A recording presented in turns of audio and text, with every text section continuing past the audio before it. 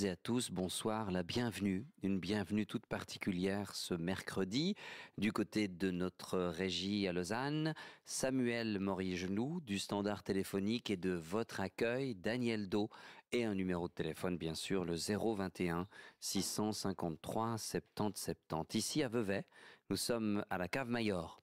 On vous présente la cave avec Annette dans quelques instants et puis on vous présente nos invités. Mais d'abord, priorité comme toujours à vos messages et puis par la même occasion aussi, priorité à vos témoignages. Vous connaissez le principe, ils peuvent arriver également par écrit au 939, c'est-à-dire cœur, un espace suivi de votre message, 140 signes maximum. Vous pouvez aussi utiliser les mails et en particulier celui de la ligne de cœur @rts.ch. Un message que nous avons reçu et que je voudrais vous lire. 50 ans et vous êtes fichu pour cette société et ce pays, la Suisse. La descente aux enfers a commencé pour moi par le départ de mon mari pour une plus jeune. Mes enfants sortis du nid et sans ressources, j'ai cherché du travail. Avec un bon avocat, sans scrupules, mon ex a réussi à ne pratiquement rien payer, etc. Mais à 50 ans, trouver un job, c'est un pensum. J'ai fait des offres d'emploi en quantité, et voilà 3 ans que je ne trouve rien. Et je suis bien trop âgé pour la prostitution. Je vous promets que plus jeune, dans mon désespoir, je l'aurais fait. 50 ans et plus, tu es un rebut, un déchet de la société si tu n'as pas de ressources, de boulot ou d'amour. Même la santé se fracasse. Bon sang, osez en parler dans la ligne de cœur, moi j'ai plus le courage, alors je vous écris. Comment d'autres font dans ma situation, je me demande. Voilà. Et c'était signé Sandra. Mais comme il y a une de nos invitées qui s'appelle Sandra ce soir, Sandra, vous me permettrez de vous donner un pseudonyme. Donc pour votre message, on va vous appeler Sandrine. Comme ça sera plus clair pour pas qu'il y ait de confusion si on évoque le témoignage de Sandra par écrit ou celui en direct tout à l'heure. Et puis, il y a aussi ce message qui est arrivé de Sabrina. Il y a environ une année, j'ai eu la chance de témoigner dans votre émission au sujet des crises d'angoisse. La chance, car je n'en souffrais plus. Mais voilà que depuis quelques mois, je suis retombé au plus bas dans la dépression à cause des angoisses et des crises d'hyperventilation. Je suis actuellement une thérapie et j'ai des médicaments. Mais j'arrive toujours pas à rester seul et à conduire librement. Je ne peux pas travailler également. J'aimerais m'en sortir et pouvoir vivre normalement. Comment faire ? Y en a-t-il d'autres qui vivent cet enfer ? Et c'est signé Sabrina. Et puis les SMS, avant de tendre le micro à Annette. Bravo à Daniel qui a témoigné hier soir, nous dit l'auteur de ce SMS arrivé au 939. Mon mari est bipolaire, mais je ne peux pas divorcer, je suis à la retraite. Pas tous les jours facile, je serre les dents. En plus, il a un problème d'alcool qu'il ne veut pas admettre. Ce qui me rend triste, ce sont les relations avec nos proches qui ne sont plus comme avant. Cette maladie est très pénible, pour l'entourage en particulier, avec des hauts et des bas imprévisibles. Merci pour votre émission, bonne soirée. Et puis Pur nous a écrit ceci, je vis avec un bipolaire maniaco-dépressif depuis 39 ans. Nous avons eu 2 enfants, dont un atteint comme son père, une existence très lourde, mais il est si attachant.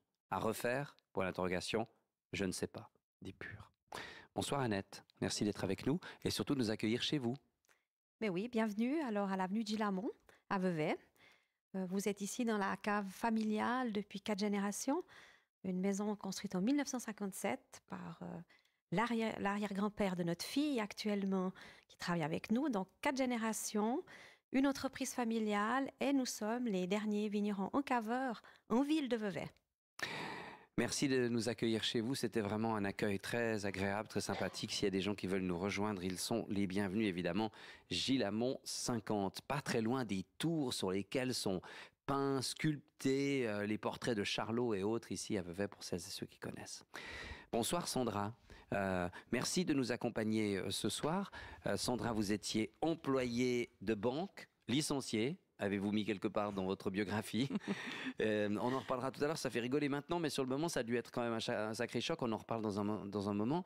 Et puis maintenant, vous êtes indépendante. Que faites-vous exactement ? Et puis indépendante, mais avec des bonnes nouvelles aussi, je crois, aujourd'hui. Indépendante, avec une actualité bien chahutée ces derniers temps. Effectivement, après mon licenciement de plus de 30 ans dans une banque, j'ai décidé de me mettre à mon compte. Je propose des services d'accompagnement dans les démarches bancaires et administratives à domicile. Ma clientèle, c'est principalement des personnes âgées, mais aussi des gens qui sont dans des situations compliquées suite à un deuil ou un divorce et qui ont besoin d'être un petit peu aiguillés pour remonter la pente. Dans mon actualité, effectivement, cette activité-là ne me permettant pas de générer un revenu suffisant, j'ai retrouvé du travail à 50 ans, donc c'est possible. Parallèlement, je suis également la présidente de l'association Silver, qui est une association qui réunit les professionnels du domaine des seniors dans le but de les fédérer, de leur permettre de créer des synergies, d'innover et surtout d'anticiper les besoins des seniors de demain. 50 ans et plus. 50 ans et plus, pas forcément à l'association Silver, des professionnels du domaine des seniors en général. D'accord, merci. Merci. Jérôme Chopard, bonsoir. Vous êtes conseiller et formateur depuis une dizaine d'années dans une structure d'intégration. Tout à fait, bonsoir tout le monde, bonsoir Jean-Marc. Effectivement, conseiller et formateur pour la fondation IPT, Intégration pour tous, où l'objectif de cette fondation est de permettre aux personnes qui ont subi des difficultés de santé de pouvoir se réinsérer dans le milieu professionnel. Donc il s'agit de trouver une activité adaptée aux limitations de santé, par exemple.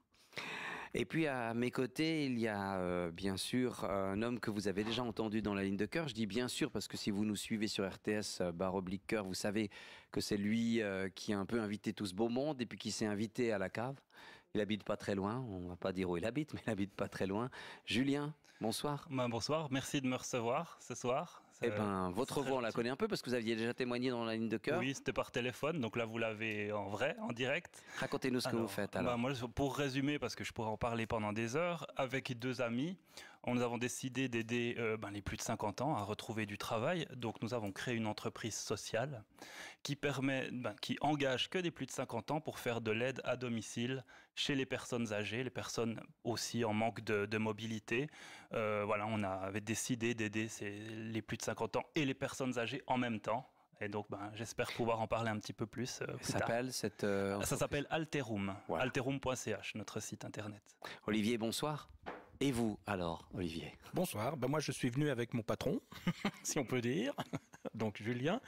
Je suis un altérumien, comme on dit. C'est-à-dire que j'offre mes services aux personnes âgées, aux personnes à mobilité réduite, handicapées et autres, avec plaisir. C'est dans votre trajectoire, un moment important. Oui. C'est, disons, suite à peut-être une crise de la cinquantaine, j'ai arrêté un travail où j'étais bien. Mais là, je reprends autre chose dans l'altruisme et dans la joie de vivre. Et puis, vous ne le dites pas par humilité, mais vous êtes comédien aussi, c'est ça? Oh, oui, mais amateur. Ouais, comédien, amateur ou pas amateur, c'est un comédien. Oui. Merci d'être là. Alors, on va parler bien sûr de tout ça avec vous tout à l'heure. Vous avez compris que ça faisait aussi écho au message que je vous ai lu tout à l'heure à propos des cinquantenaires et plus qui se retrouvent dans des situations un petit peu beaucoup galères. Et je pense que s'il y a bien quelqu'un qui peut en témoigner, c'est Christian qui est au téléphone avec nous. Merci d'être là. Bonsoir Christian. Bonsoir Jean-Marc. Plaisir de vous retrouver. Oui, j'ai été un peu absent ces derniers temps parce que j'étais au bout du rouleau, une grosse fatigue. Là, j'ai enfin un peu de vacances pour essayer de récupérer, mais quand j'ai lu que vous parliez de la qualité de vie, je me suis senti très concerné parce que je suis donc diabétique avec des problèmes cardio-respiratoires temporaires. J'ai des soucis au niveau financier, j'ai des soucis au niveau du stress, de la fatigue, par mon métier, donc chauffeur de bus. Je supporte plus le canton où je vis, mais à 60 ans, comment faire pour partir d'où on est quand on a des soucis et de santé et de finances pour retrouver un travail ailleurs, c'est impossible. Donc j'avais envie un petit peu que...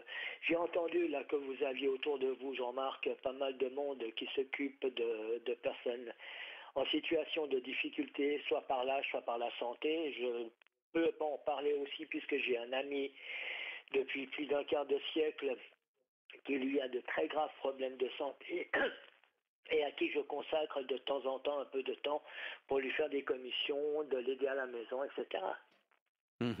Christian, vous, ce passage de la cinquantaine où on se retrouve entre 2 emplois, où on en a perdu un, on essaye d'en retrouver un autre, c'est des moments très galères? Oh oui.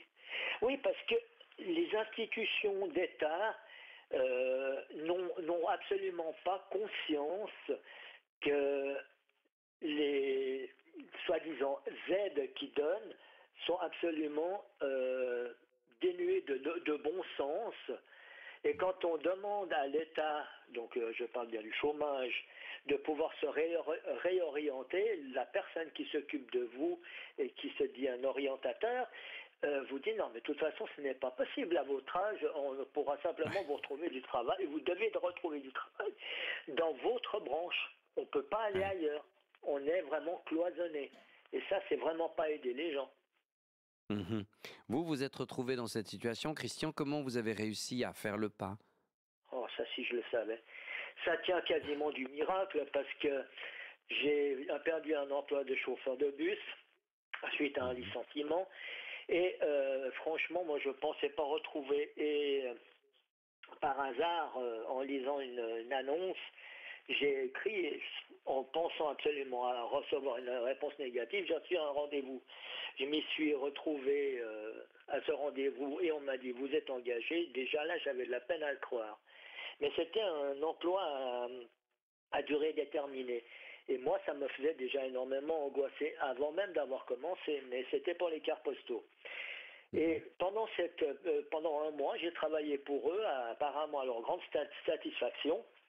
Et en même temps, j'ai reçu un téléphone d'une entreprise à Genève qui, depuis, est mon employeur.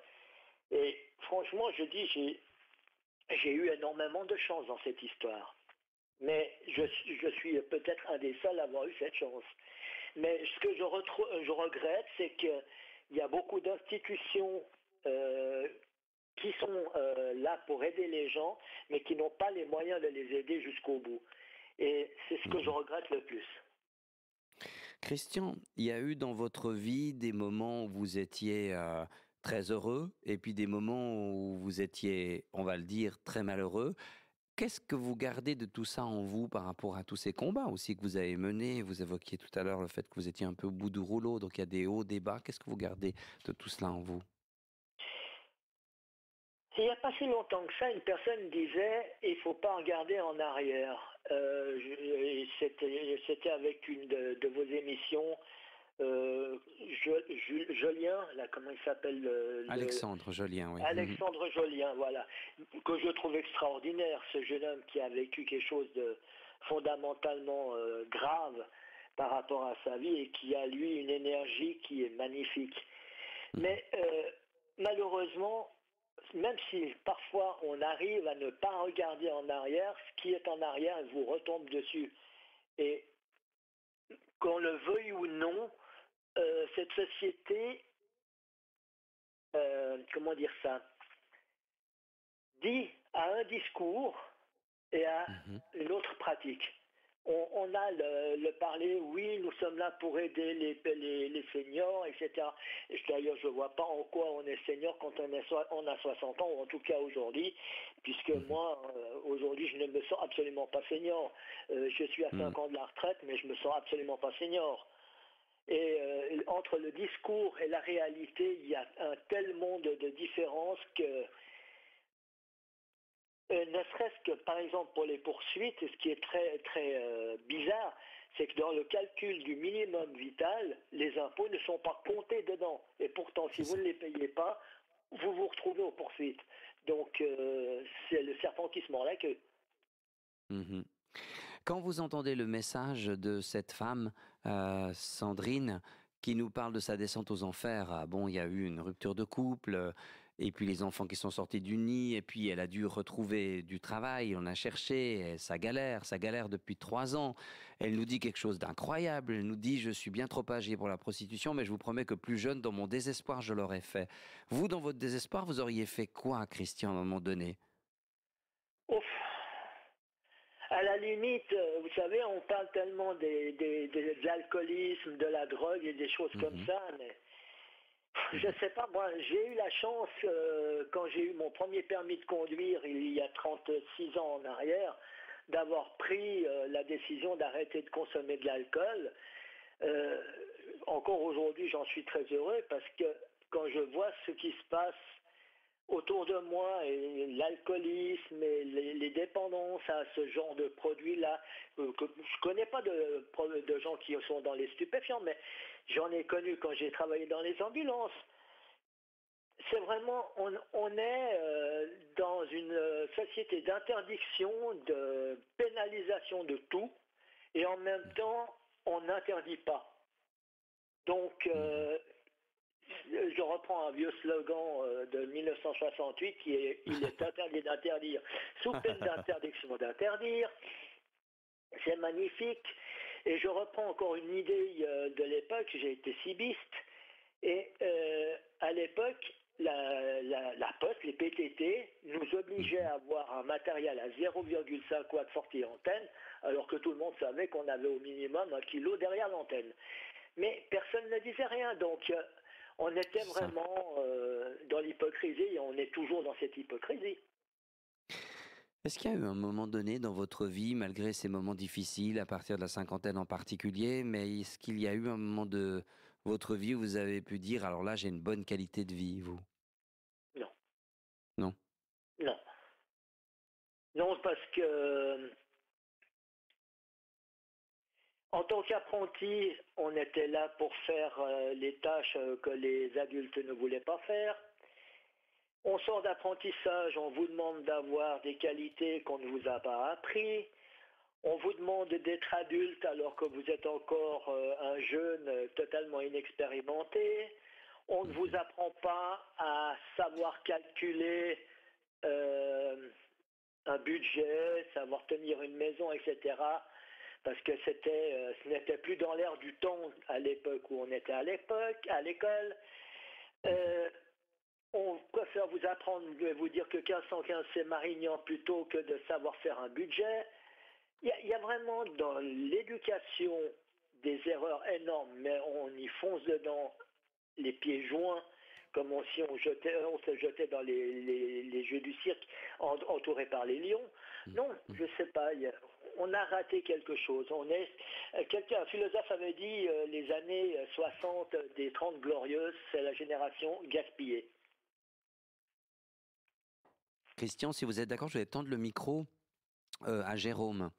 Jérôme, parce que vous avez évoqué pas mal de choses qui doivent faire, résonance dans l'engagement et dans le travail de Jérôme dans cette fondation pour l'intégration pour tous. En fait, l'intégration pour tous, c'est aussi pour tous ces gens qui sont cabossés de la vie. C'est possible, cette réinsertion. Vous constatez que c'est faisable aujourd'hui? Alors, déjà, bonsoir Christian. Bonsoir. Bonsoir. Nous avons chez nous une espèce d'adage où nous prenons la culture du possible chez IPT. Donc effectivement, c'est possible à nos yeux, la réinsertion de personnes de plus de 50 ans ou en difficulté. On s'occupe de personnes qui passent par des problèmes de santé, qui ne peuvent plus faire un métier qu'ils ont fait toute leur vie. Ouais. Il s'agit à ce moment-là de trouver qu'est-ce qu'on peut faire maintenant. Alors je regrette effectivement, c'est dommage qu'on n'ait pas pu être en soutien pour Christian à ce moment-là. Il a raison quand il dit que le chômage va vous dire qu'on n'est pas là pour une réorientation, c'est vrai.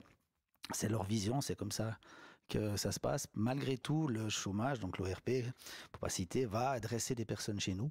Et quelque part, ils auraient pu adresser Christian. Donc c'est regrettable qu'on n'ait pas pu lui donner un coup de main à ce niveau-là. Moi, j'avais juste une question pour vous, Christian, si j'ose.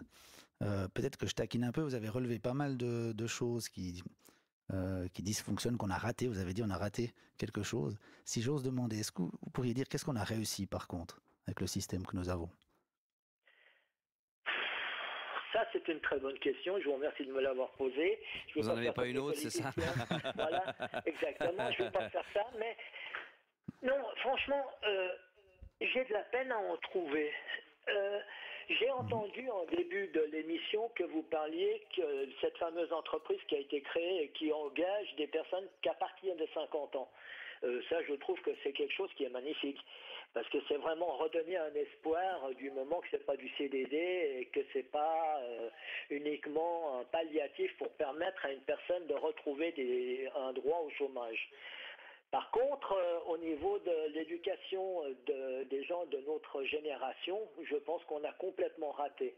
Parce qu'on a fait un élitisme cet élitisme, parce qu'à l'époque, on n'avait pas cette notion des personnes soit trop curieuses, soit ce qu'on appelle aujourd'hui hyperactives, ou ayant des déficits d'attention, etc.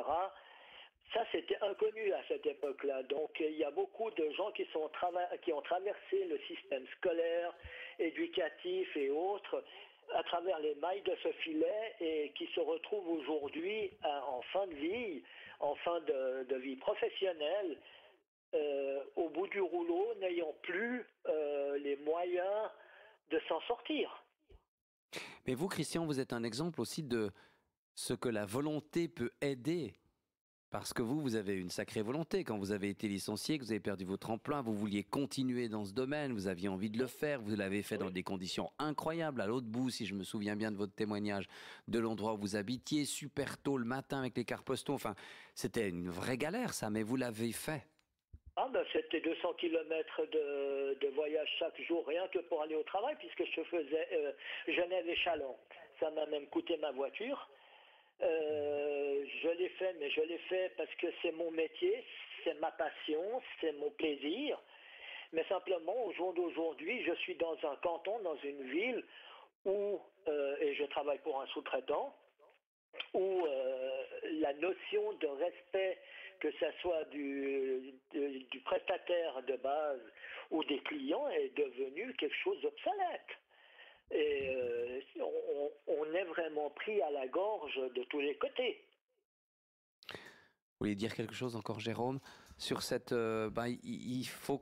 Alors, la réinsertion, c'est une chose importante, mais la réinsertion, c'est difficile si la personne qui est dans un moment difficile trouve pas un tout petit peu d'énergie aussi pour rentrer dans ce système-là, quoi, c'est clair. Il faut que ce soit le bon moment. Je pense effectivement. C'est bien dit, c'est mieux dit que moi du reste. Voilà, le moment juste, on peut le dire comme ça. Oui. Il se trouve que des fois, les personnes, peut-être, il y a encore un peu de chemin à faire sur autre chose. Il y a des choses peut-être encore à comprendre ou à accepter. Et puis c'est après qu'on peut reprendre un processus d'insertion. Mais vous l'intégrez dans votre processus de réinsertion, toute cette dimension qui est plutôt du domaine du psy ou du moral? Alors oui, d'une certaine manière, mais nous avons bien forcément aussi nos limites. Si à un moment donné, nous sommes dans une situation où il y a vraiment un gros travail à faire, encore avec un médecin psychiatre, peut-être qu'on va mettre en pause à un moment donné notre programme. Mais par contre, effectivement, dans notre processus à nous, on a intégré toute une partie préparatoire par rapport à la confiance en soi, reprendre un rythme, toute la partie des aspects de communication, aussi de la mémoire, la concentration, parce que si on a eu une rupture, on a peut-être perdu une partie de ça. Donc, voilà. Une dernière question, Christian. Oui, allez-y. J'aimerais, moi, poser une question, parce que dans ce que monsieur vient de dire, il y a quelque chose qui m'interpelle. Vous parlez du bon moment ou du moment bon, je ne sais pas comment vous l'avez dit, mais il y a toujours dans une rupture un bon moment, mais vous parlez de psychiatrie. Moi, je parlerais plutôt de psychologie, c'est-à-dire de savoir cerner non pas seulement les connaissances, mais aussi les besoins des personnes qui sont en désespoir dans un travail, de recherche de travail. Parce que non seulement il y a ce besoin de se sentir utile et de travailler pour gagner sa vie, pour cette fierté, si j'ose dire, puisque c'est quelque part une forme de fierté de pouvoir s'en sortir sans devoir tendre la main pour aller chercher de l'aide, mais quelque part, les gens qui sont à la base de l'aide pour les personnes en recherche de travail de plus de 50 ans, je me demande si vous recherchez vraiment ce que les personnes de cet âge-là ont besoin et non pas seulement ce qu'ils peuvent faire. Alors, un mot de la part de Jérôme, puis après on va devoir se quitter parce qu'on arrive bientôt au journal de nuit. Jérôme, pour répondre à Christian. Déjà que je suis d'accord avec lui sur ce qu'il vient de dire, effectivement. Après, il faudrait définir le besoin. C'est toujours ça. Un peu ça la chose. Mais est-ce que les personnes qui viennent vers vous, elles arrivent à définir ce besoin ? Des fois, oui. Et puis, des fois, il faut les accompagner dans ce processus-là. Et c'est pour ça que chez nous, le programme dure plusieurs mois. C'est pas un claquement de doigts. Là, je rejoins Christian, effectivement. Et puis, effectivement, psychiatrie, psychologie, enfin, toute chose qui fait que peut-être on a besoin de travailler sur certains aspects avant de se lancer là-dedans. Je vais vous poser une question très difficile, Christian. En 20 secondes, vous pouvez me dire maintenant quels sont vos principaux besoins pour retrouver une qualité de vie ? quitter Genève. D'accord. Bon, ça, c'est assez clair, disons. C'est le moins qu'on puisse dire. Mais restez dans votre métier, j'imagine. Oui, c'est ça qui est important pour vous. Oui. C'est mon métier, c'est ma vie, c'est ma passion.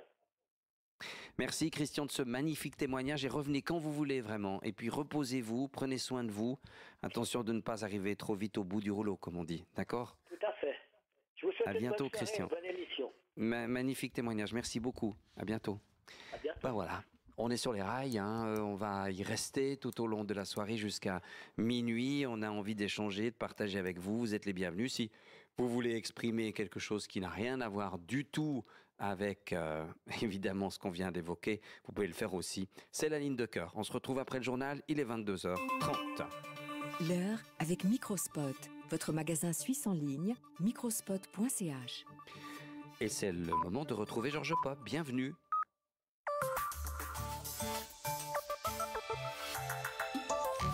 Montreux va devoir voter une seconde fois sur la rénovation controversée du centre des congrès qui accueille notamment le Montreux Jazz Festival. Le Conseil d'État vaudois a annulé le scrutin du 10 février qui s'était achevé par un refus de l'enveloppe. À Genève, le Conseil d'État et la Commission de contrôle de gestion du Parlement affichent publiquement leur divergence sur les modalités d'une analyse des notes de frais des membres du gouvernement. Chacun invoque son bon droit. À 9 jours de la date prévue du Brexit, la première ministre britannique Theresa May a demandé un report de 3 mois pour échapper à une sortie sans accord, demande qui a été reçue tièdement à Bruxelles. Le temps demain, il sera ensoleillé, rare banc de stratus à l'aube sur le plateau, se dissipant rapidement. Soleil encore vendredi. Bonsoir à vous. Les électeurs de Montreux vont donc devoir voter une deuxième fois sur la rénovation controversée de leur centre de congrès.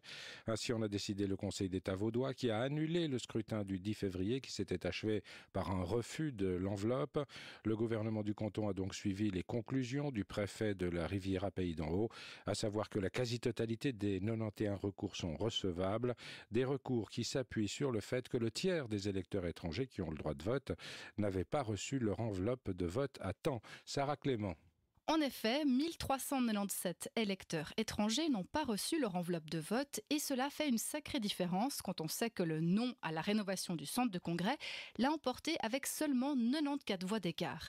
Les habitants de Montreux devront donc repasser devant les urnes et se prononcer exactement sur le même objet de vote, à savoir une rénovation du centre des congrès de 87 millions de francs et qui comporte la sécurisation, la mise à niveau et le développement du bâtiment. On le rappelle, la campagne entre les partisans et les opposants du projet avaient cristallisé les tensions dans la ville qui accueille notamment le Montreux Jazz. La décision prise cet après-midi par le Conseil d'État vaudois peut encore faire l'objet d'un recours devant la Cour constitutionnelle. Les citoyens de Montreux qui se sentiraient lésés par cette décision ont encore une dizaine de jours pour faire recours. Le cas échéant, ce sera à la municipalité de Montreux de réorganiser une votation sur le centre de congrès. Nous allons entendre maintenant la réaction du syndic de Montreux, le PLR Laurent Verly. Il était l'invité de l'émission Forum sur la première et il constate que toutes les inconnues ne sont pas encore levées à propos de ce second scrutin. On l'écoute. Maintenant, nous ne savons pas encore si cette décision du Conseil d'État sera contestée ou pas par un recours. Ça, c'est l'étape qui est devant nous maintenant. Ensuite, il s'agira de définir quel type de votation. Est-ce que nous revotons sur exactement le même projet? Ou alors, il est vrai de revenir devant d'abord le Parlement communal avec un nouveau projet qui viserait à annuler sa décision, parce que je rappelle que le projet sur lequel les Montreusiennes et Montreusiens se sont exprimés n'était pas le projet seulement de la municipalité, mais aussi celui du Conseil communal qui l'avait accepté au mois de décembre par 69 oui contre 15 non et 11 abstentions. Il est vrai qu'on peut se réjouir qu'il y ait une clarification qui se fasse, mais toujours est-il que je crois que la première des choses, c'est un respect de la démocratie. Il s'avère qu'elle est respectée aussi par la décision du Conseil d'État du point de vue des lois et de la Constitution. Il s'agira maintenant de reposer peut-être cette question-là, et dans ce cadre-là, évidemment qu'il s'agira de refaire une campagne et de réexpliquer le projet dans sa globalité et son intérêt pour l'ensemble des Montreusiennes et Montreusiens. À Genève, le Conseil d'État et la Commission de contrôle de gestion du Parlement affichent publiquement leur divergence sur les modalités d'une analyse des notes de frais des membres du gouvernement cantonal. Le Conseil d'État estime que seul un mandat clair du Parlement autorise cet examen. Pas du tout, rétorque la Cour des comptes qui estime être légitimée par un vote populaire.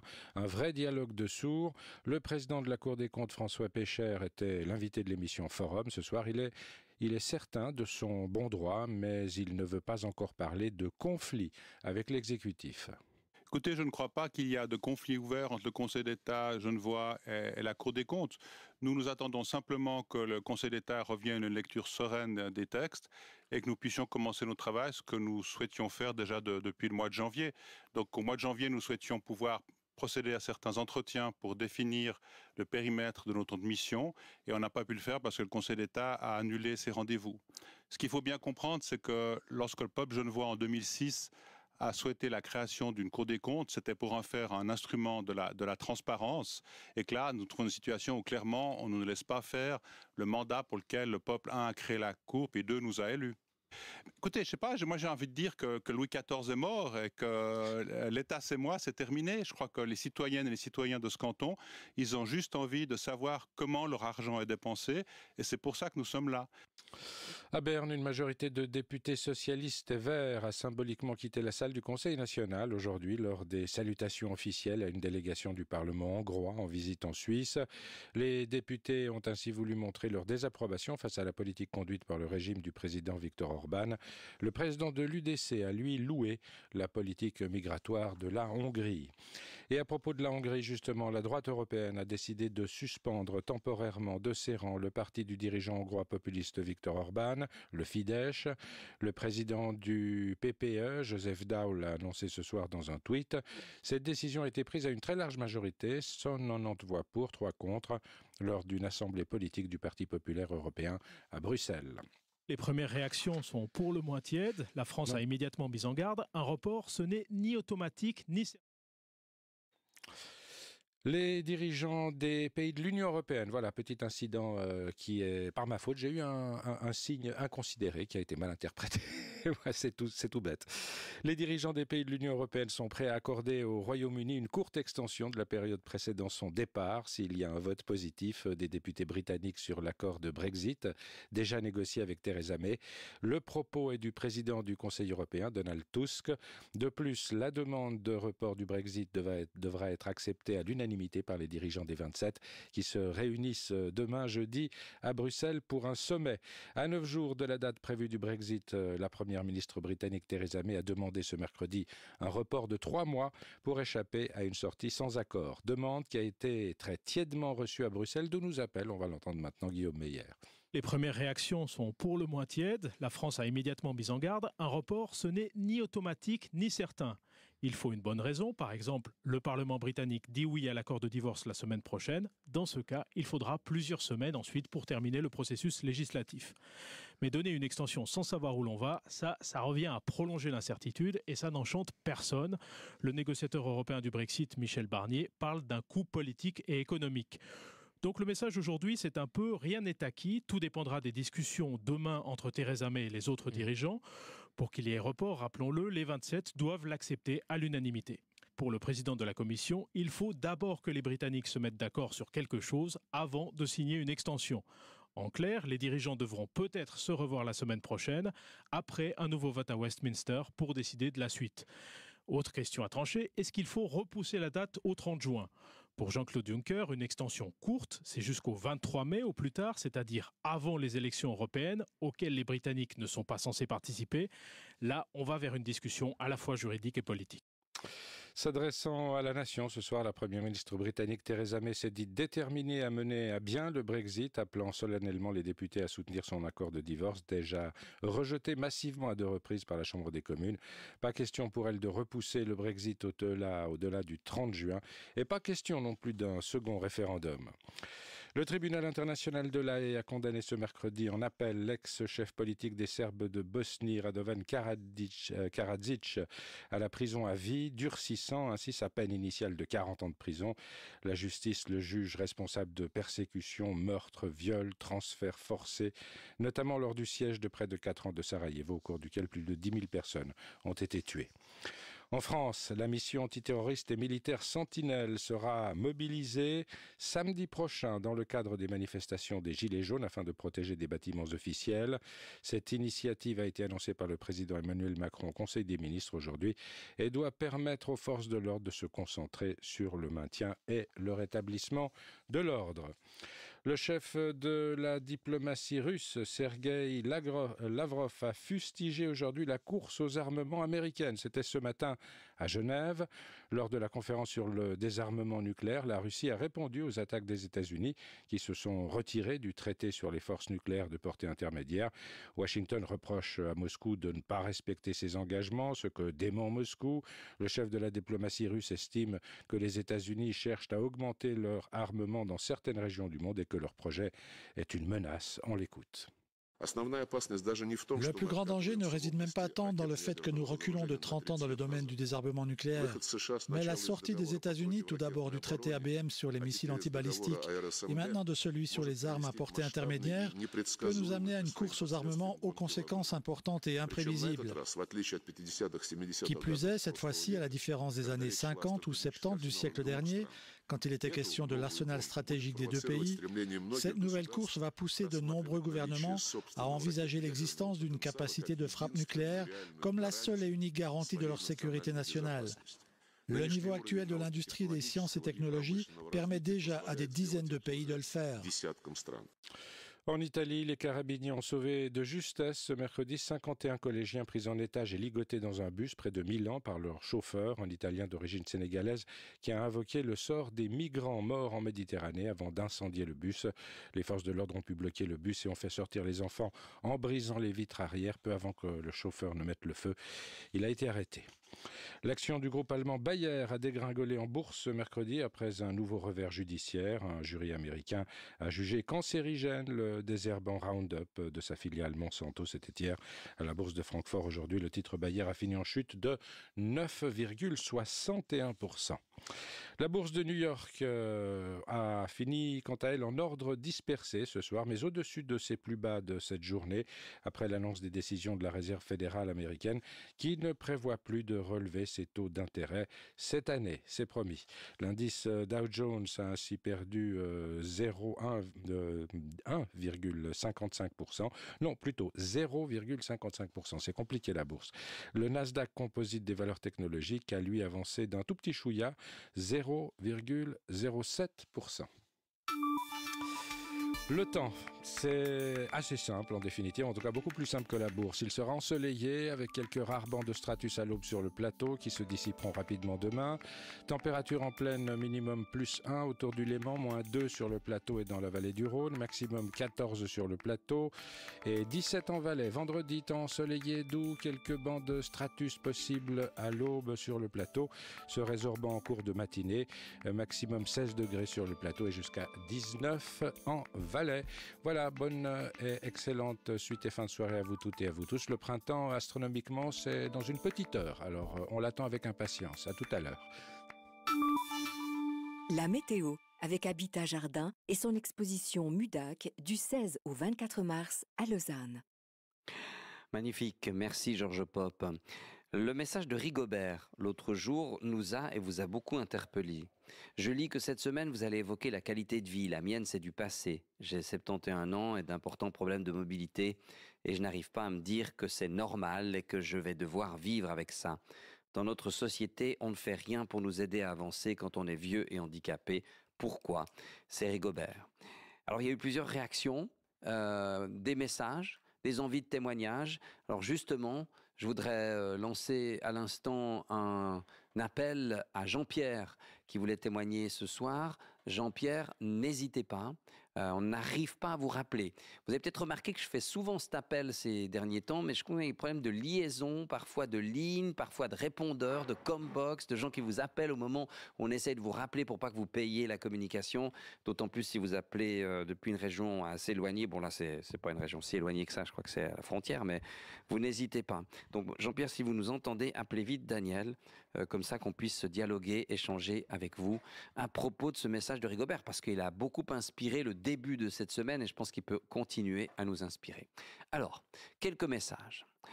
À propos de 50 ans et plus, tu es un rebut, un déchet de la société si tu n'as pas de ressources, de boulot ou d'amour. Même la santé se fracasse. On a eu quand même pas mal de gens qui viennent confirmer tout cela. Et puis il y a un message de Jean-Louis qui réagit et qui dit... Je viens d'entendre Christian, il n'a pas d'histoire de fierté à demander du travail. tu es dans la position de proposer une expérience et un savoir-faire. C'est ça qu'il faut valoriser. Je me suis retrouvé entre 2 jobs à 58 ans, ancien PDG de biotech. Je travaille pour Valo dans la construction comme responsable des chantiers. J'ai découvert des gens fantastiques. Le système, par contre, n'a pas pu tolérer la greffe, les méthodes de travail respectueuses, etc. Et les Bernois en ont profité pour faire un coup d'État sur la Romandie. Qu'en retenir? D'abord, merci à cette entreprise de m'avoir donné une chance, de m'avoir fait découvrir des hommes et des femmes de qualité. Ensuite, que la petitesse et la mesquinerie se retrouvent partout. Tu as du pot au pas, mais tu ne tends pas la main, tu proposes. Bonne nuit. Voilà, et c'est signé Jean-Louis. Message que nous allons commenter peut-être tout à l'heure, qu'on évoquera bien sûr. Et puis, il y a aussi ce message qui est arrivé, mais que je vais peut-être vous lire tout à l'heure parce que je pense qu'on va plutôt prendre un téléphone dans un tout petit moment. Je crois que nous avons Marlise. Bon, ce soir, on a un vrai problème de liaison. On devrait normalement avoir Marlise. On devrait normalement avoir Jean-Pierre. On devrait même normalement avoir Christine. Elle a du coup, avec des problèmes de ligne, on n'a personne. Mais c'est pas grave, Marlise, si vous nous entendez, rappelez. Je pense qu'on n'arrive plus à rappeler nos intervenants, ça peut arriver. Donc rappelez-nous, s'il vous plaît, les uns et les autres, ce sera plus simple. Puis appelez-nous au 021 653 70 70. Sandra, je me tourne vers vous. Il y a eu beaucoup de choses depuis le début de la soirée, ce témoignage de Christian, puis les messages que j'ai lus tout à l'heure. 50 ans et plus, c'est assez violent quand même, le message que j'ai lu en début de soirée de Sandrine, qui dit on est des rebuts de la société, on n'est plus rien, et qui dit même... à un moment donné, 3 ans sans boulot, sans ressources, je serais presque allé en prostitution si j'avais été plus jeune. Ça vous a fait réagir sur le moment, hein? Bien sûr, ça fait réagir beaucoup de gens aujourd'hui. On est nombreux à avoir passé ce cap, un âge, peut-être aussi pour les femmes, qui est plus délicat, où on se remet en cause sur beaucoup de choses. Et puis la perte d'un emploi. Pour Sandrine, en plus, la perte d'une relation de couple, ça fait effectivement beaucoup. Son message me touche. Évidemment, on a aujourd'hui des solutions dans notre pays. Il ne faut pas hésiter à demander de l'aide. Je crois qu'on a autour de cette table déjà beaucoup de monde capable de tenir la main d'une personne qui a des attentes et des besoins. Et puis, on a un pays qui propose aussi des solutions. Il faut aller les chercher. Il faut parfois mettre un petit peu sa fierté de côté pour ça. Alors, racontez-nous, vous-même, vous avez été licencié après 30 ans d'activité dans une banque. Oui. Là, c'est un choc aussi. Bon, vous étiez plus jeune que 50 ans. Pas beaucoup plus, hein, j'en avais 48. C'est un choc, oui et non. Le monde du travail a beaucoup évolué ces dernières décennies, et pas seulement dans la banque. Et je suis quelqu'un de foncièrement positif de nature. Donc j'ai pris cette annonce avec finalement beaucoup de sérénité, en me disant que ben voilà, la page se tourne et puis on va vers quelque chose d'autre. Aujourd'hui, il a fallu quelques années où vous retrouviez du travail, en quelque sorte aussi. J'ai même pas véritablement cherché. Très rapidement, je me suis rendu compte que le monde du travail, comme il était au moment où je l'ai quitté, ne me correspondait plus forcément, ou correspondait en tout cas beaucoup moins à mes valeurs. J'ai donc très rapidement décidé de me mettre à mon compte en me disant... J'ai un joli acquis aujourd'hui, j'ai de l'expérience, j'ai des compétences et je vais les mettre au service des autres avec mes valeurs. Mais on ne gagne pas nécessairement sa vie comme ça du jour au lendemain, quoi. On doit galérer quand même un tout petit peu, non? Alors, on peut effectivement préparer sa sortie différemment. Mon licenciement n'était pas planifié. C'est vrai que quand on devient indépendant, il est conseillé de préparer le terrain financièrement, de préparer le terrain également au niveau de toute la logistique qui va avec. Moi, je me suis lancée vraiment sans filet, dans un délai très très court. Et c'est vrai qu'à mon âge, on a envie que les choses aillent un tout petit peu plus vite et on a surtout beaucoup moins de temps devant soi. Le service que je propose aujourd'hui est un service que j'envisage comme éventuel revenu accessoire. Et j'exclus pas évidemment de pouvoir un jour en faire carrément du bénévolat. Est-ce que c'est ce que vous avez vécu qui vous a donné l'envie de vous engager et de prendre la présidence de cette association Silver, de la couleur des cheveux de ceux qui en ont à partir de 50 ans? Oui, les vôtres, Jean-Marc, le sont certainement aussi un petit peu. Oui, je vois, comme nombreux nous sommes autour de cette table, oui, Silver, c'est la couleur de l'argent des personnes moins jeunes. C'est vrai que l'association est née de cette idée-là, elle est née de mon réseautage. J'ai rencontré au niveau du lancement de mon activité énormément de gens actifs dans le domaine des seniors, des professionnels qui proposaient beaucoup de prestations, de produits, de services. pas toujours connu et souvent très difficile à développer. Et je me suis dit que dans notre belle région, il fallait se regrouper, il fallait être solidaire, il fallait créer un réseau. Et j'ai rencontré les bonnes personnes qui m'ont permis en septembre l'année dernière de cofonder l'association Silver, qui est toute jeune mais qui a déjà proposé 3 jolies soirées de réseautage auxquelles nous convions des personnalités pour nous faire part de leur expérience, des membres et des participants pour des échanges, des partages, des synergies, et on se réjouit de voir grandir cette communauté. Quand on reçoit un coup de fil vous annonçant que vous allez être engagé, que vous trouvez un nouveau boulot et tout, comme ça a été le cas je crois aujourd'hui, comment on réagit? Oui, la belle journée du premier jour du printemps, on réagit avec beaucoup de reconnaissance et je crois qu'aujourd'hui c'est vraiment la leçon qu'il faut garder des expériences. Nelson Mandela disait « Dans la vie, on ne perd jamais. Soit on gagne, soit on apprend ». Ouais. Et dans mon licenciement et dans beaucoup d'autres épreuves de ma vie, que ce soit mon divorce ou d'autres petits soucis de santé, j'ai toujours beaucoup appris et j'ai toujours gardé à l'esprit toutes ces leçons pour en faire une force et pour apprendre aussi à apprécier les belles choses. Et je crois que la nouvelle d'aujourd'hui m'a effectivement permis de l'apprécier à un niveau qui est effectivement très très élevé. 021 653 70 70. Jérôme, juste, il y a une question de Anne qui est arrivée par SMS. Donc, bien sûr, je n'ai pas beaucoup insisté là-dessus ce soir, mais vous pouvez communiquer avec nous par SMS au 939, comme tous les soirs. Cœur, un espace suivi de votre message. Pour la personne qui représente IPT, comment fonctionne votre société? Est-ce qu'une personne en privé peut faire appel à vos services? Et si oui, à quelles conditions financières? Alors, une personne en privé, j'imagine qu'elle veut dire par là que n'est pas... Sans être adressée par un service social ou par parce que pour venir chez EPT, soit on est adressé par le service social ou par le chômage ou l'AI. Alors, une personne qui ne serait pas de ces 3 sources-là peut venir effectivement directement chez nous, demander à son médecin qu'il l'adresse chez nous. Et on va la recevoir, on va regarder par quel moyen on peut lui offrir le programme. Pourquoi médecin? Parce qu'il y a pas mal de gens qui ont fait un burn-out ou comme ça. En général, c'est effectivement le médecin qui a conseillé IPT parce qu'il connaît facilement IPT que la personne directement elle-même. Autrement, on peut venir directement chez nous et puis on va regarder ce qu'on peut faire. Il y a de nombreux donateurs qui soutiennent aussi la fondation, qui nous permet de prendre ces situations-là qui sont sans financement officiel, si on peut dire ça comme ça. Il y a une deuxième question aussi. Quels sont vos critères pour que IPT rompe un contrat lié à une personne suivie par IPT? Alors ça, je ne suis pas sûr d'avoir tout à fait compris la question, mais vous l'avez mieux compris que moi, je pense. Oui, je pense qu'elle veut dire que seraient les raisons pour qu'on décide d'arrêter de soutenir la personne. J'en vois pas vraiment, sauf si vraiment une personne met totalement les pieds au mur et finalement ne veut pas prendre les outils qu'on propose, ne veut pas, parce qu'on n'oblige personne, hein, à partir de là, c'est un programme qui est comme ça. Aussi, si la personne décide finalement de ne pas suivre sérieusement les cours ou ne vient pas aux entretiens, à un moment donné, on va peut-être proposer de faire une pause ou de faire autre chose, comme on disait avant pour... quand on parlait avec Christian, je crois, peut-être c'est pas le bon moment. Donc c'était juste ça.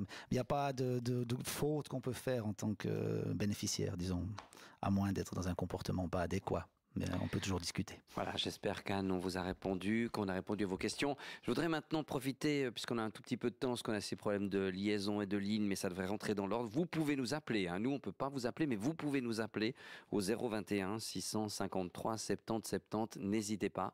021 653 70 70. Alors...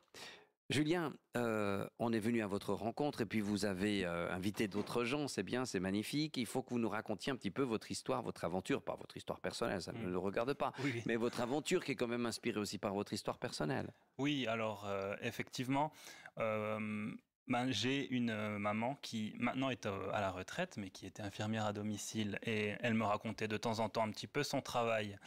Et donc, elle me disait qu'elle voyait des personnes âgées seules, qui ne voyaient plus leurs enfants, leurs petits-enfants, pour tout un tas de raisons. Et je lui disais de temps en temps, c'est dommage.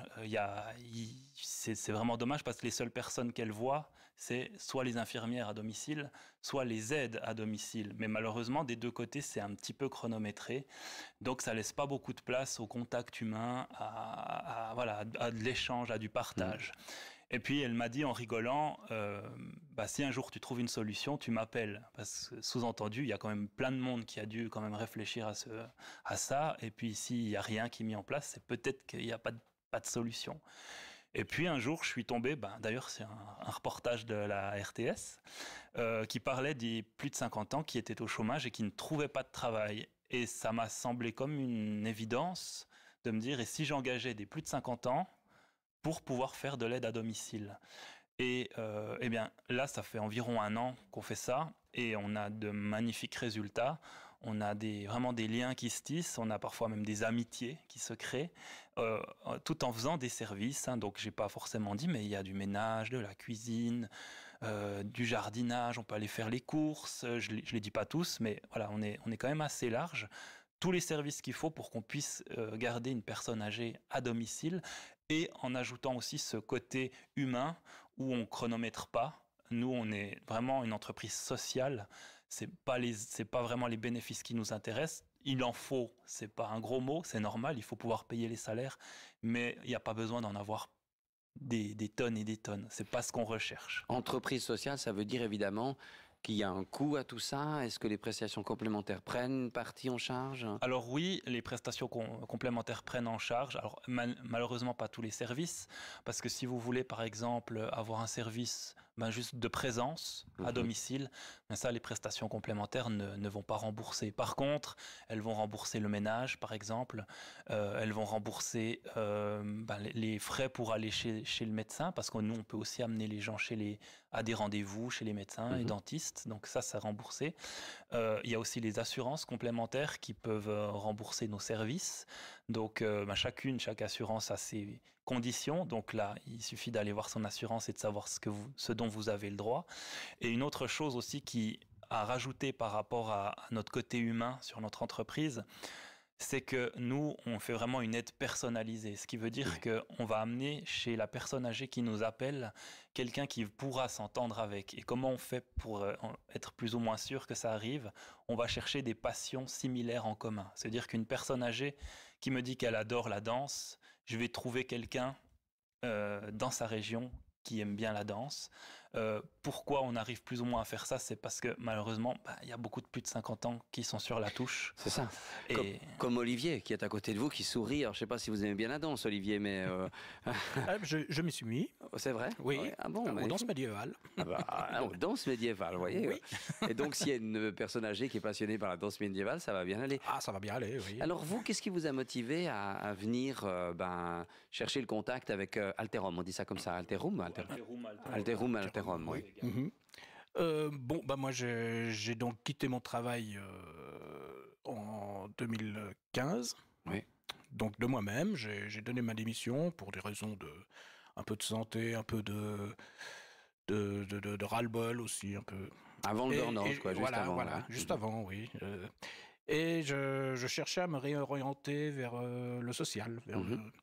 Donc j'ai cherché un petit peu par le biais du chômage, par le biais du RI. Et puis je suis tombé l'année dernière, il y a une année, sur une annonce, sur des petites annonces d'Alterum. Je me suis tout de suite inscrit, je me suis engagé, j'ai eu mon contrat et j'ai attendu le premier client. Donc voilà, je suis arrivé comme ça, simplement en ayant envie, quoi. En ayant envie, oui. Ouais. À un moment donné, c'est important de retrouver un emploi ou une activité quand on se retrouve au RI pour des circonstances ou pour d'autres. Oui, c'est important. On a envie de se sentir utile à la société, évidemment. Ouais. Et puis, moi, j'ai beaucoup d'activités annexes. Je suis en train de créer un musée, il faut que vous nous racontiez ça, c'est un musée de quoi? Un musée d'organettes. Donc les petits orgues de barbarie. Les petits orgues de barbarie de table, oui. Ouais. Vous êtes un passionné. Dis donc, il y a beaucoup de points. S'il y a des personnes âgées qui sont passionnées d'orgues de barbarie, vous avez ça, c'est un trésor, ce garçon. Hein, c'est un trésor. Oui. Vous n'avez jamais perdu le moral quand vous étiez. Jamais perdu, non, parce que je cherche toujours à m'occuper.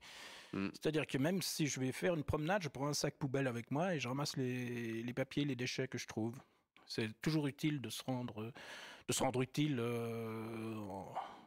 en faisant une simple promenade. Donc 50 ans et plus sans travail, sans occupation particulière, c'est pas une fatalité pour vous? Ce n'est pas une fatalité, non, pas du tout. Mais c'est des fois un peu galère quand même. On se demande où est notre place dans la société. Ouais. Finalement, on finit par se demander si on est vraiment utile à quelque chose. Même avec le meilleur bon sens qu'on imagine. Mais oui, c'est galère, mais on y arrive. Vous l'avez trouvé, le sens à tout ça? Oui. Écoutez, je vis, donc je suis bien content. C'est magnifique. Bon, voilà, beaucoup de messages pour vous encourager, pour vous donner envie. On a Jean-Pierre avec nous, mais comment on arrive au journal? Jean-Pierre, vous êtes là? Oui, je vous entends très loin et très mal. Bon, on va améliorer tout ça, vous restez avec nous, on va écouter les informations, comme ça vous saurez un petit peu ce qui se passe dans le monde, mais ça je pense que vous n'avez pas besoin de le savoir particulièrement, Jean-Pierre. Hein. Oui, mais, ça y est, ça s'améliore honnêtement, oui. Voilà, on va essayer d'améliorer tout ça, on a réglé nos problèmes de ligne, on vous garde avec nous, on vous prend directement. J'avais écouté le journal de nuit. Hein. Ouais, ah voilà, bon, vous voyez, donc très bien. Alors Jean-Pierre, pas de souci, restez au téléphone, hein, d'accord? D'accord, très bien.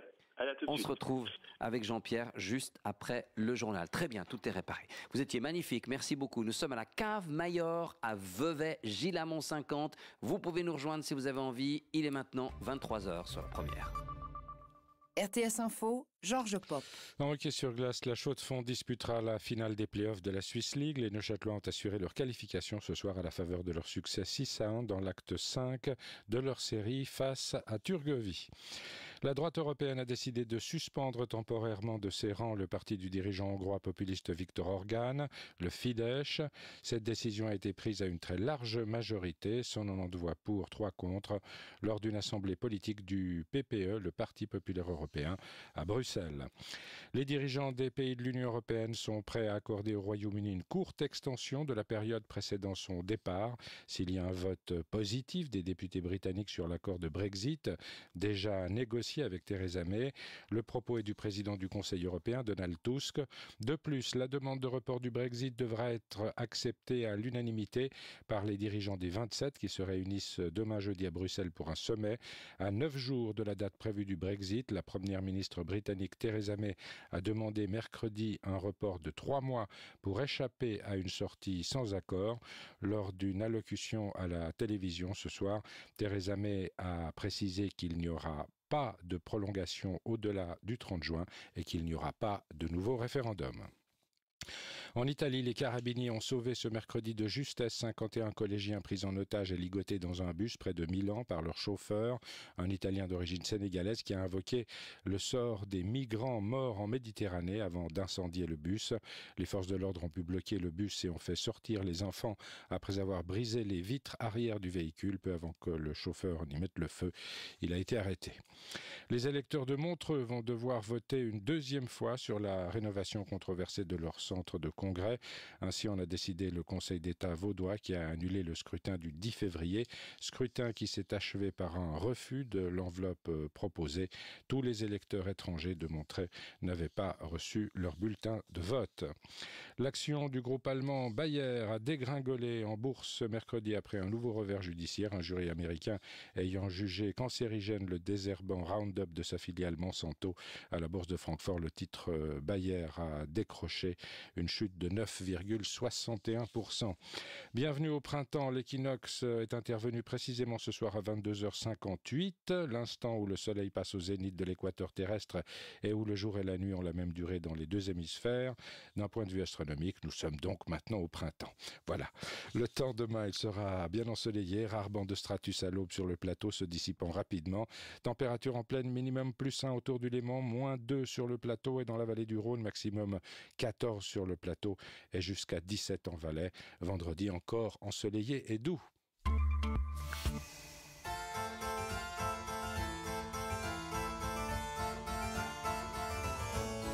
La ligne de cœur. Jean-Marc Richard.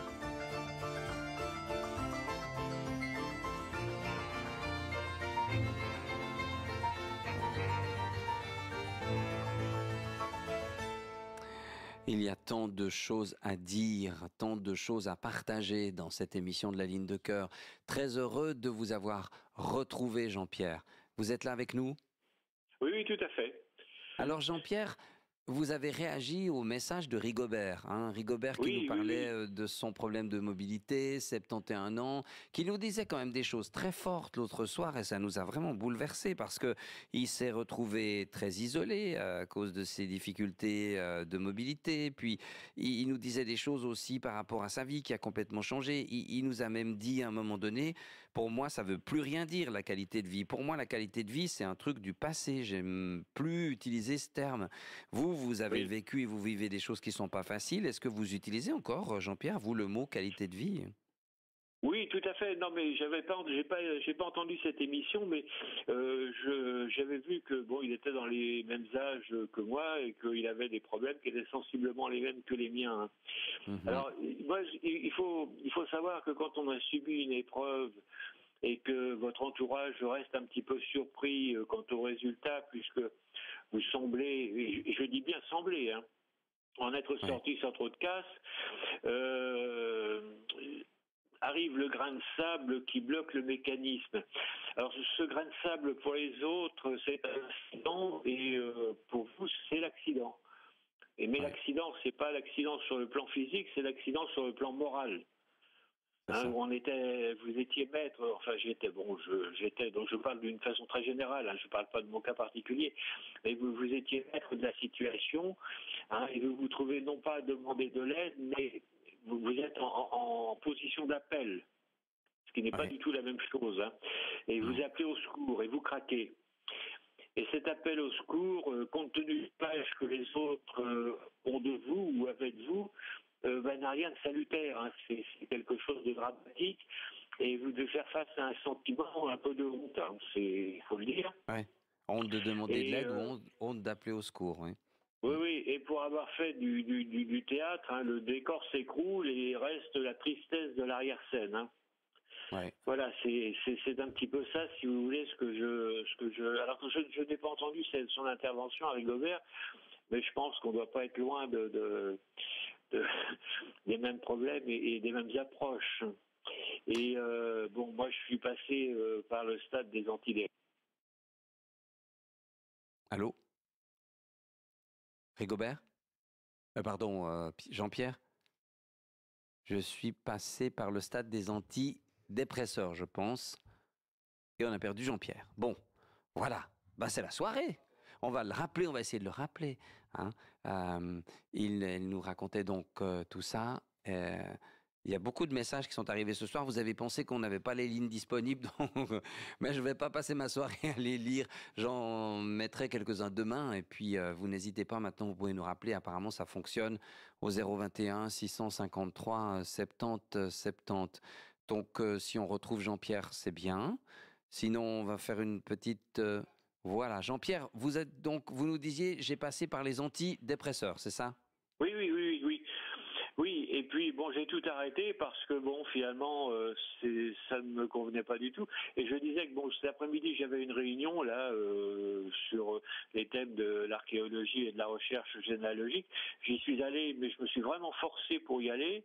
Et puis, la discussion est arrivée. Je me suis remis dans le bain. J'en suis sorti épuisé, mais content. J'avais retrouvé un peu de peps. Jean-Pierre, si je peux vous poser une question par rapport à ça.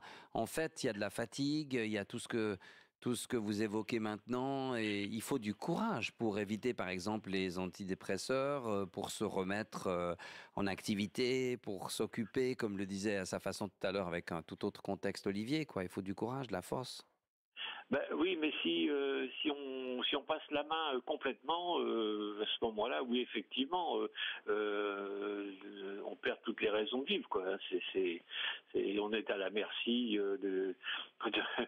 du médecin qui vous prescrit des choses, et puis si ça va pas, il force un peu la dose. Et puis non, c'est pas comme ça qu'il faut envisager la chose. Il faut rester maître du chantier. Hein. Et comment vous faites, vous, pour rester... J'aime beaucoup cette vision, rester maître du chantier. Comment vous faites? Parce que ça a toujours été comme ça. Bon, quand j'ai eu cet accident, donc le chirurgien qui m'avait réparé m'a dit j'ai fait 40% du travail. Maintenant, c'est vous qui faites le nécessaire. Si vous faites 20% d'efforts, vous remarcherez avec d'énormes difficultés.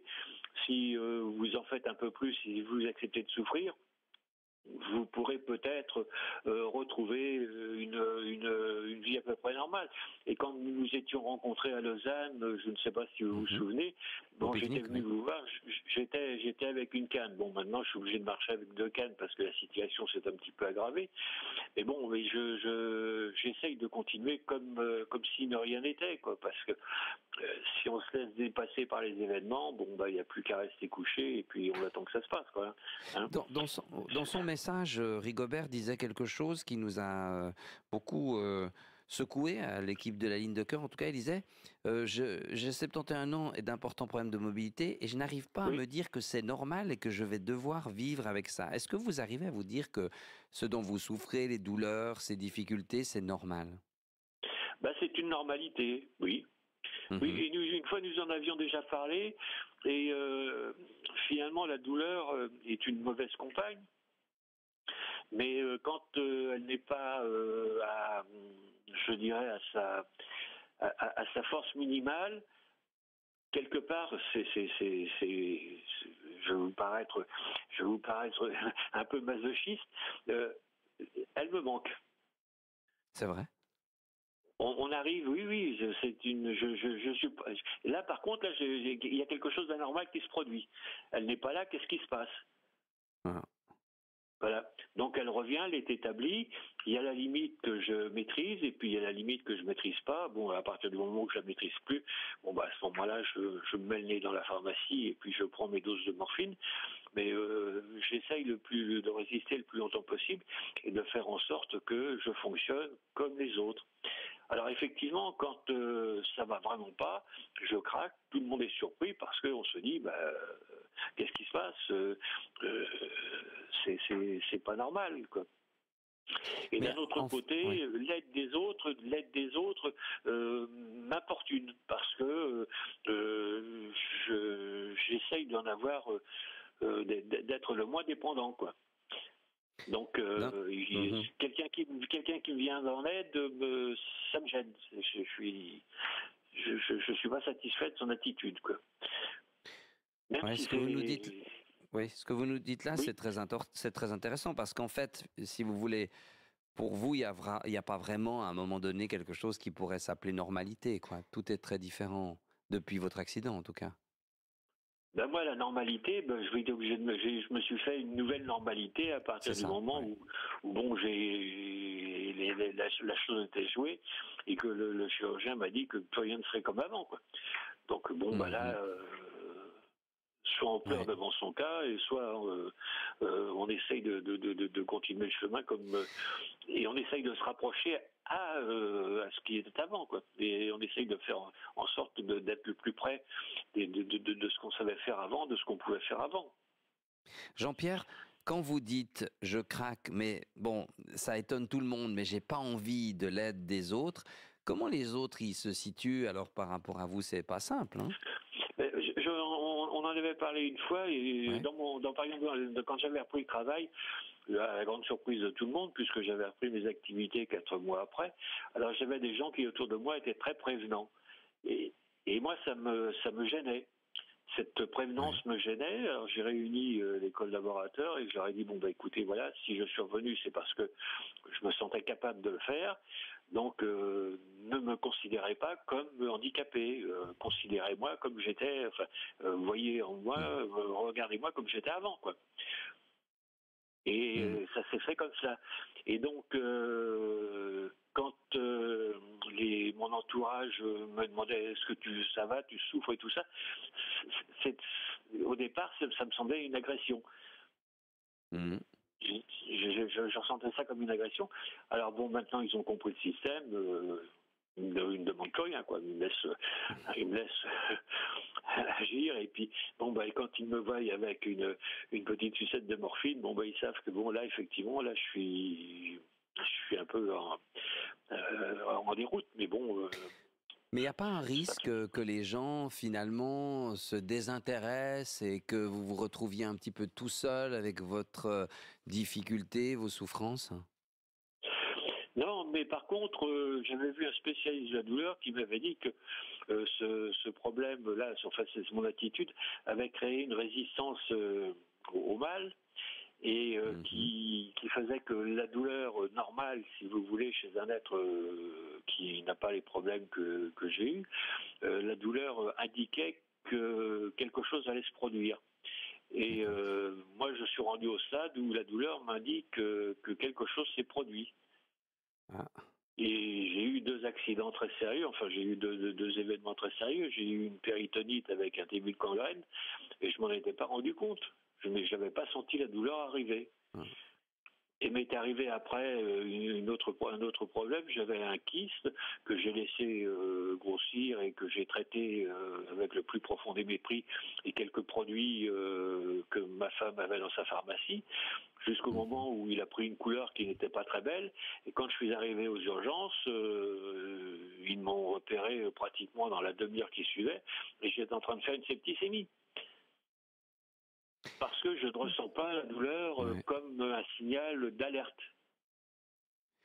Une question qui est arrivée par SMS à propos du résister le plus longtemps possible. Quand vous dites résister le plus longtemps possible, pourquoi devez-vous résister le plus longtemps possible? Parce qu'autrement, je suis obligé de prendre des médicaments. Je suis obligé de gérer le problème. Mais c'est comme un constat d'échec, le moment où vous devez prendre des médicaments ou... le moment où je prends des médicaments, oui, c'est un constat d'échec. C'est que, bon, finalement, c'est pas que j'ai pas pu, c'est pas que j'ai pas su, mais bon, c'est que finalement, le système s'est mal déroulé, le processus s'est pas déroulé comme je l'espérais, et je suis obligé de passer à la pharmacopée, voilà, j'ai raté une marche, quoi. Et c'est là que ça... Et oui, pour moi, prendre des médicaments, c'est un constat d'échec. On a parlé cette semaine, toujours en toile de fond, en fil d'Ariane ou en filigrane, c'est comme vous voulez, de la qualité de vie, ou qualité de la vie, ou qualité de vie. Est-ce que vous dites aujourd'hui, j'avais une véritable qualité de vie, mais aujourd'hui plus? J'en ai une autre. Elle est différente? Une autre. J'en ai une autre. J'en ai une autre. Bon, je m'en vais nourrir mes oiseaux dans le fond du jardin. Si j'ai pas une canne, je marche en titubant. Mes voisins, à 10h du matin, peuvent penser que j'ai déjà commencé à prendre quelques apéritifs ou quelques boissons alcoolisées. Ce qui n'est pas le cas. Mais bon, c'est comme ça. Je me suis organisé différemment. C'est comme un voyant qui perd brusquement la vue. Bon, il vit différemment. Il vit avec le toucher, il vit avec d'autres impressions, et il a le souvenir de ce qu'il voyait avant. Et quand on va lui parler d'une couleur rouge, il va savoir ce que c'était. Moi, je n'ai pas ce problème de vue, mais j'ai ce problème de déplacement. Et lorsque, par exemple, je pars en campagne, bon, il y a des promenades que je faisais autrefois que je ne peux plus faire maintenant. Eh bien, j'y vais avec mon pied télescopique, ma longue vue, et puis je voyage par la vue, je ne voyage plus par les moyens pédestres. Et des fois, je fais des découvertes qui sont plus intéressantes que si j'avais été à pied. C'est ça. En fait, à vous écouter, et vous me direz si je me trompe, j'ai l'impression que vous vous êtes créé, sculpté, fabriqué une autre qualité de vie. Pas que vous en avez reçu une, que vous l'êtes fabriqué, parce que vous êtes un homme de courage, de volonté. Oui, obligé, oui. Oui, je vis dans un autre monde, je vis dans un monde qui est un peu décalé, et puis je m'adapte aux exigences de ce monde, et puis je fais avec. De toute façon, il n'y a pas le choix. Jérôme voulait s'adresser à vous, Jean-Pierre, et si vous l'entendez, bonsoir, si vous êtes là, voilà, tout va bien, tout le monde est là, parfait. Oui, Jérôme. bonsoir Jean-Pierre. En fait, ce que je voulais dire, je voulais juste rebondir sur quelque chose qui, je crois comprendre, et c'est dans notre métier, dans la réinsertion, c'est très important aussi, il y a cette notion finalement d'accepter. Parce que quand une épreuve se passe, ce grain de sable que vous avez expliqué, l'accident, il s'agit, si on veut reconstruire quelque chose après, d'abord de pouvoir accepter. On a toute une partie chez nous dans notre programme qui s'appelle « Accepter pour reconstruire ». J'ai l'impression que c'est vraiment ça. Et puis, je crois que Jean-Pierre a vraiment fait de manière très très juste, et c'est aussi un élément qui, à mon avis, est une grosse part de la solution, c'est de rester actif, trouver une manière de s'activer différemment. Finalement, vous avez fait quelque chose de ce qui vous est arrivé. Je ne sais pas si c'est à peu près ça qu'on peut dire. Ah oui, mais effectivement, si on n'accepte pas, le fait accompli, bon, à ce moment-là, c'est fini, on se jette au Rhône. Hein. Mais c'est pas se résigner pour moi, c'est vraiment accepter la chose. C'est pas se résigner. Non. Exactement. Non.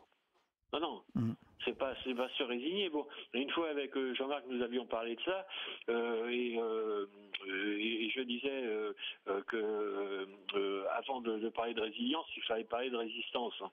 C'est ça. Oui. Et c'est ça. Donc, il faut s'adapter. Il faut se dire bon, bah voilà, il y avait une vie avant, il y a une vie après. Bon, bah, il y a des choses qu'on pourra encore faire, il y a des choses qu'on ne pourra plus faire, il y a des choses qu'on pourra faire mais moins bien. Bon, bah, il faut les faire, il faut les accepter. Bon, je pars en promenade avec ma famille. Ils sont partis pour une promenade de 3 km. Moi, au bout de 500 mètres, j'éclare forfait. Je me mets sur un banc, je les attends.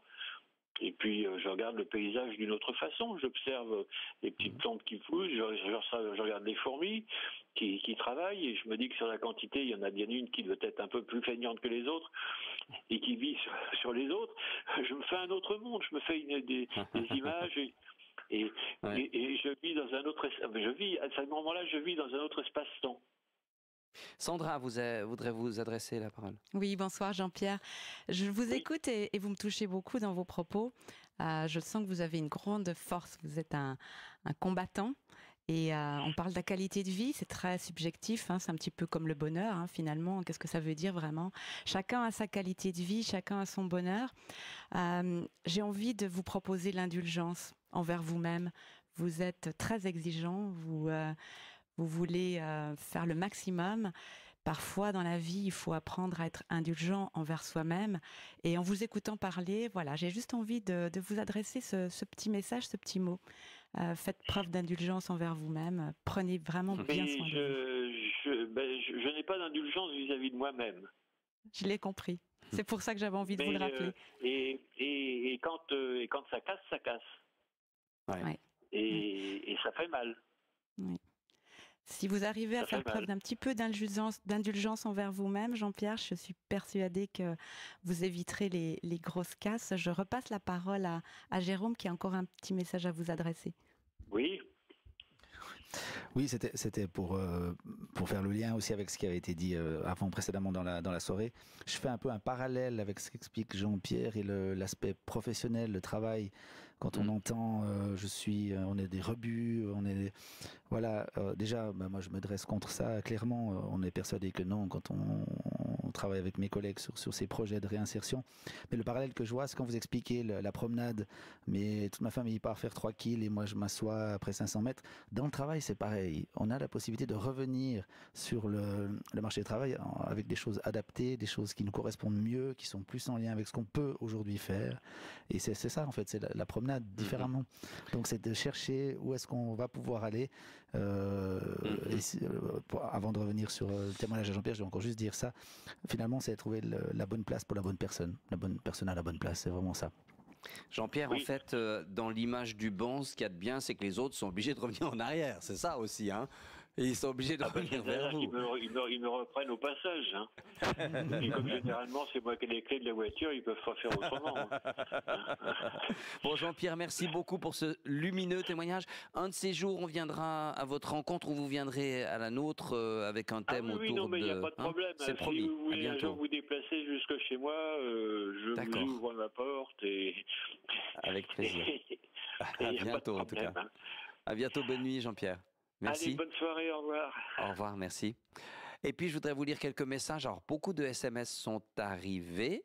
Je vous en lis quelques-uns. Concernant le message hier soir, à cause de la podologie, la caisse maladie, alors, on la cite, Elzana me rembourse les frais à 75%, mais je possède une ordonnance de médecin. Il faut avoir l'assurance supplémentaire ou complémentaire chez Elzana.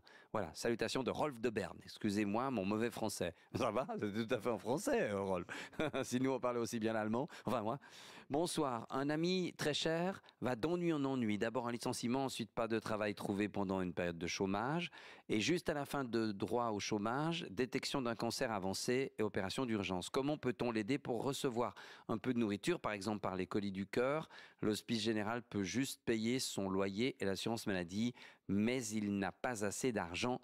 Merci de donner un conseil. Où peut-il s'adresser pour un peu d'aide? Cordialement, Gilbert. Si c'est à Genève, parce que l'Hospice Général, c'est en général que à Genève, hein, je crois, enfin je suis pas sûr.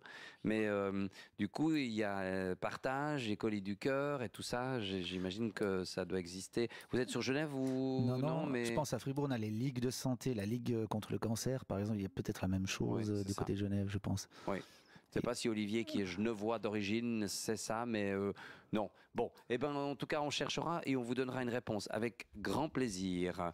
Et puis, je crois que je vous ai lu la plupart des SMS qu'on a reçus. Si j'en oublie, vous le renvoyez impérativement, parce que des fois, il y a des choses qui m'échappent dans les soirées comme ça, passionnantes, où il y a, comment dire, beaucoup de témoignages, beaucoup d'appels.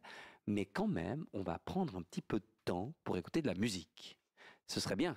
Samuel Morier-Genoux est en régie et Daniel Do attend vos appels au 021 653 70 70. Nous sommes ensemble jusqu'à minuit.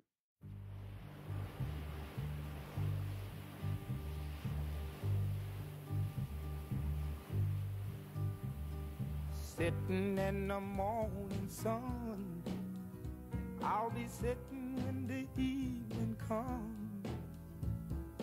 watching the ships roll in, and then I'll watch them roll away again. Yeah, I'm sitting on the dock of the bay, watching the tide roll away. Ooh, I'm just sitting on the dock of the bay, wasting time. I left my home in Georgia, headed for the Frisco Bay, 'cause I've had nothing to live for, and look like nothing's gonna come my way. So I'm just gonna sit on the dock of the bay, watching the tide roll away. I'm sitting on the dock of the bay, wasting time.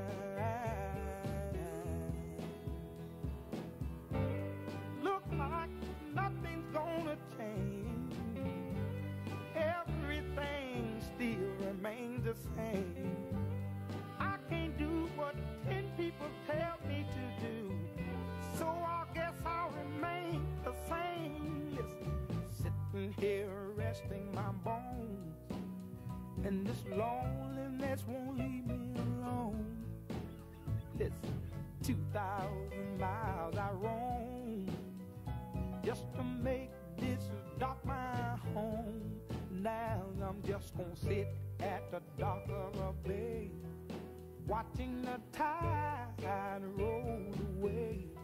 Ooh, I'm sitting on the dock of the bay, wasting time.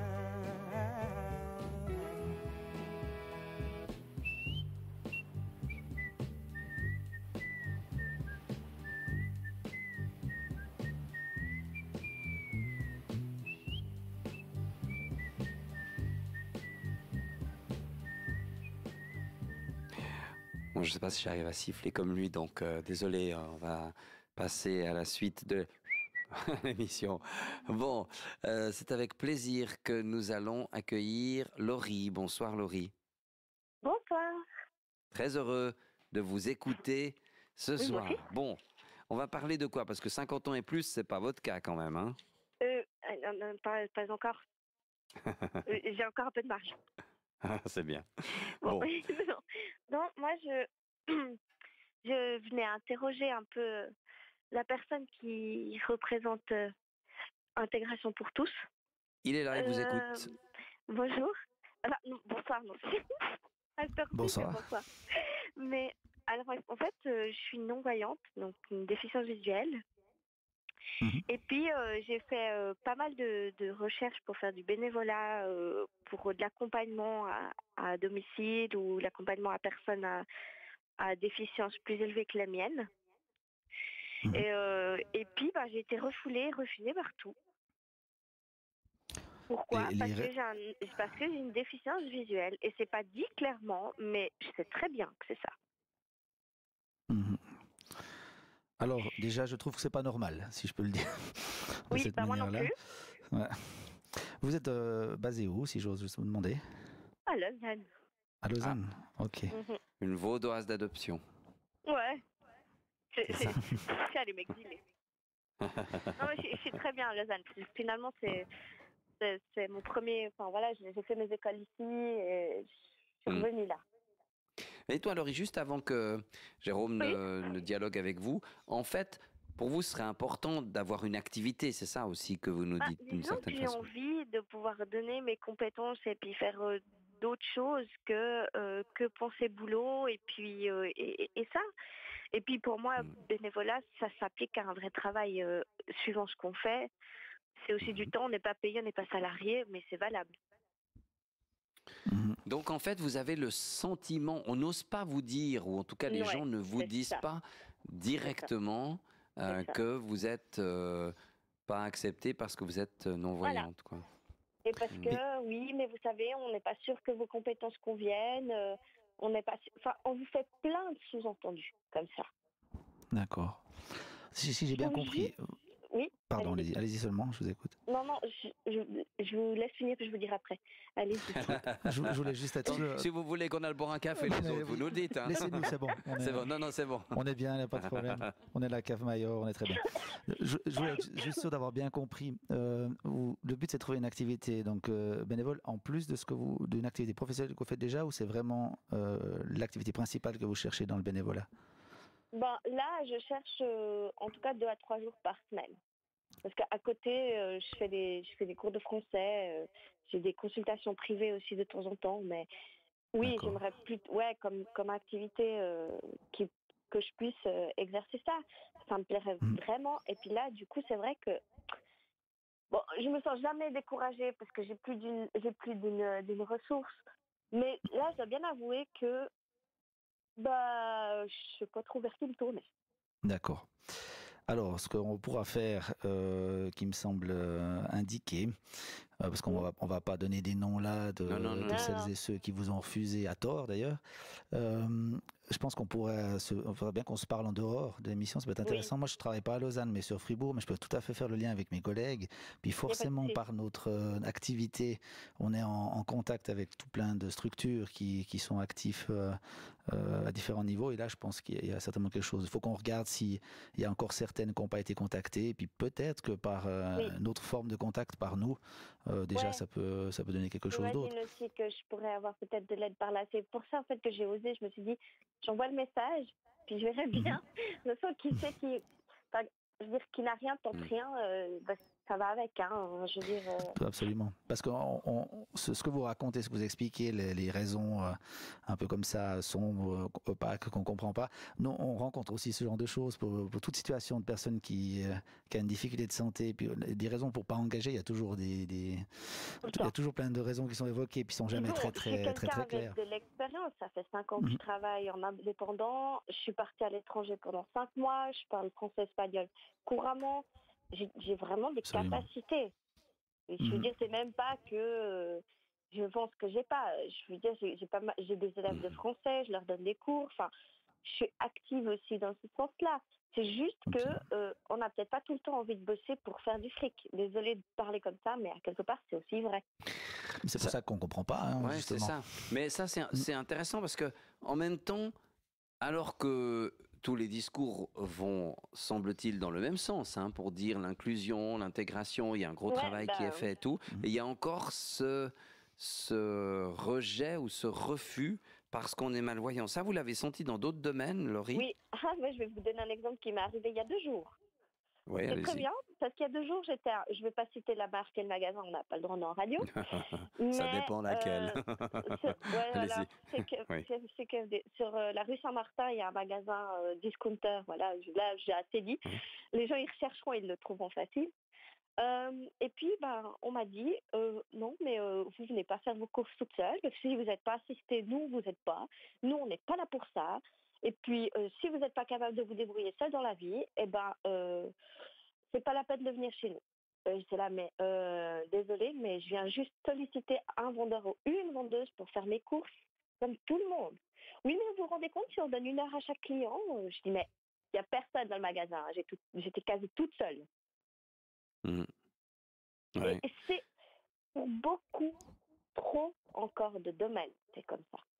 Puis en plus, à vous, on vous dit ça parce que vous osez demander, mais on imagine bien qu'aux autres, on leur dit même rien du tout, quoi. Hein. Il y a des, je me dis, une personne âgée, je veux dire, comment elle le prendrait si on la refoulait comme ça? Ouais. Elle pourrait. Ouais. C'est ça le problème, c'est que dès qu'on est en fragilité, entre guillemets, hein, parce que c'est une fragilité, quoi qu'il arrive, dès qu'on est en fragilité, hop, en face de nous, on a des murs, quoi, un peu. C'est ça, Jérôme? Il y a je trouve des centaines de raisons d'exclure les gens et des réflexes très très rapides par rapport à ça. C'est un combat qui doit être quotidien. Pour nous, c'est le cas. Lutter contre l'exclusion sous toutes ses formes, pour nous, c'est professionnel, mais il y en a d'autres. Et je suis vraiment étonné, pour pas dire choqué d'entendre ça, parce que si vous proposez des services bénévoles, ça veut dire que c'est pour des structures qui sont normalement censées être quelque part dans une certaine forme d'aide. C'est absolument impensable.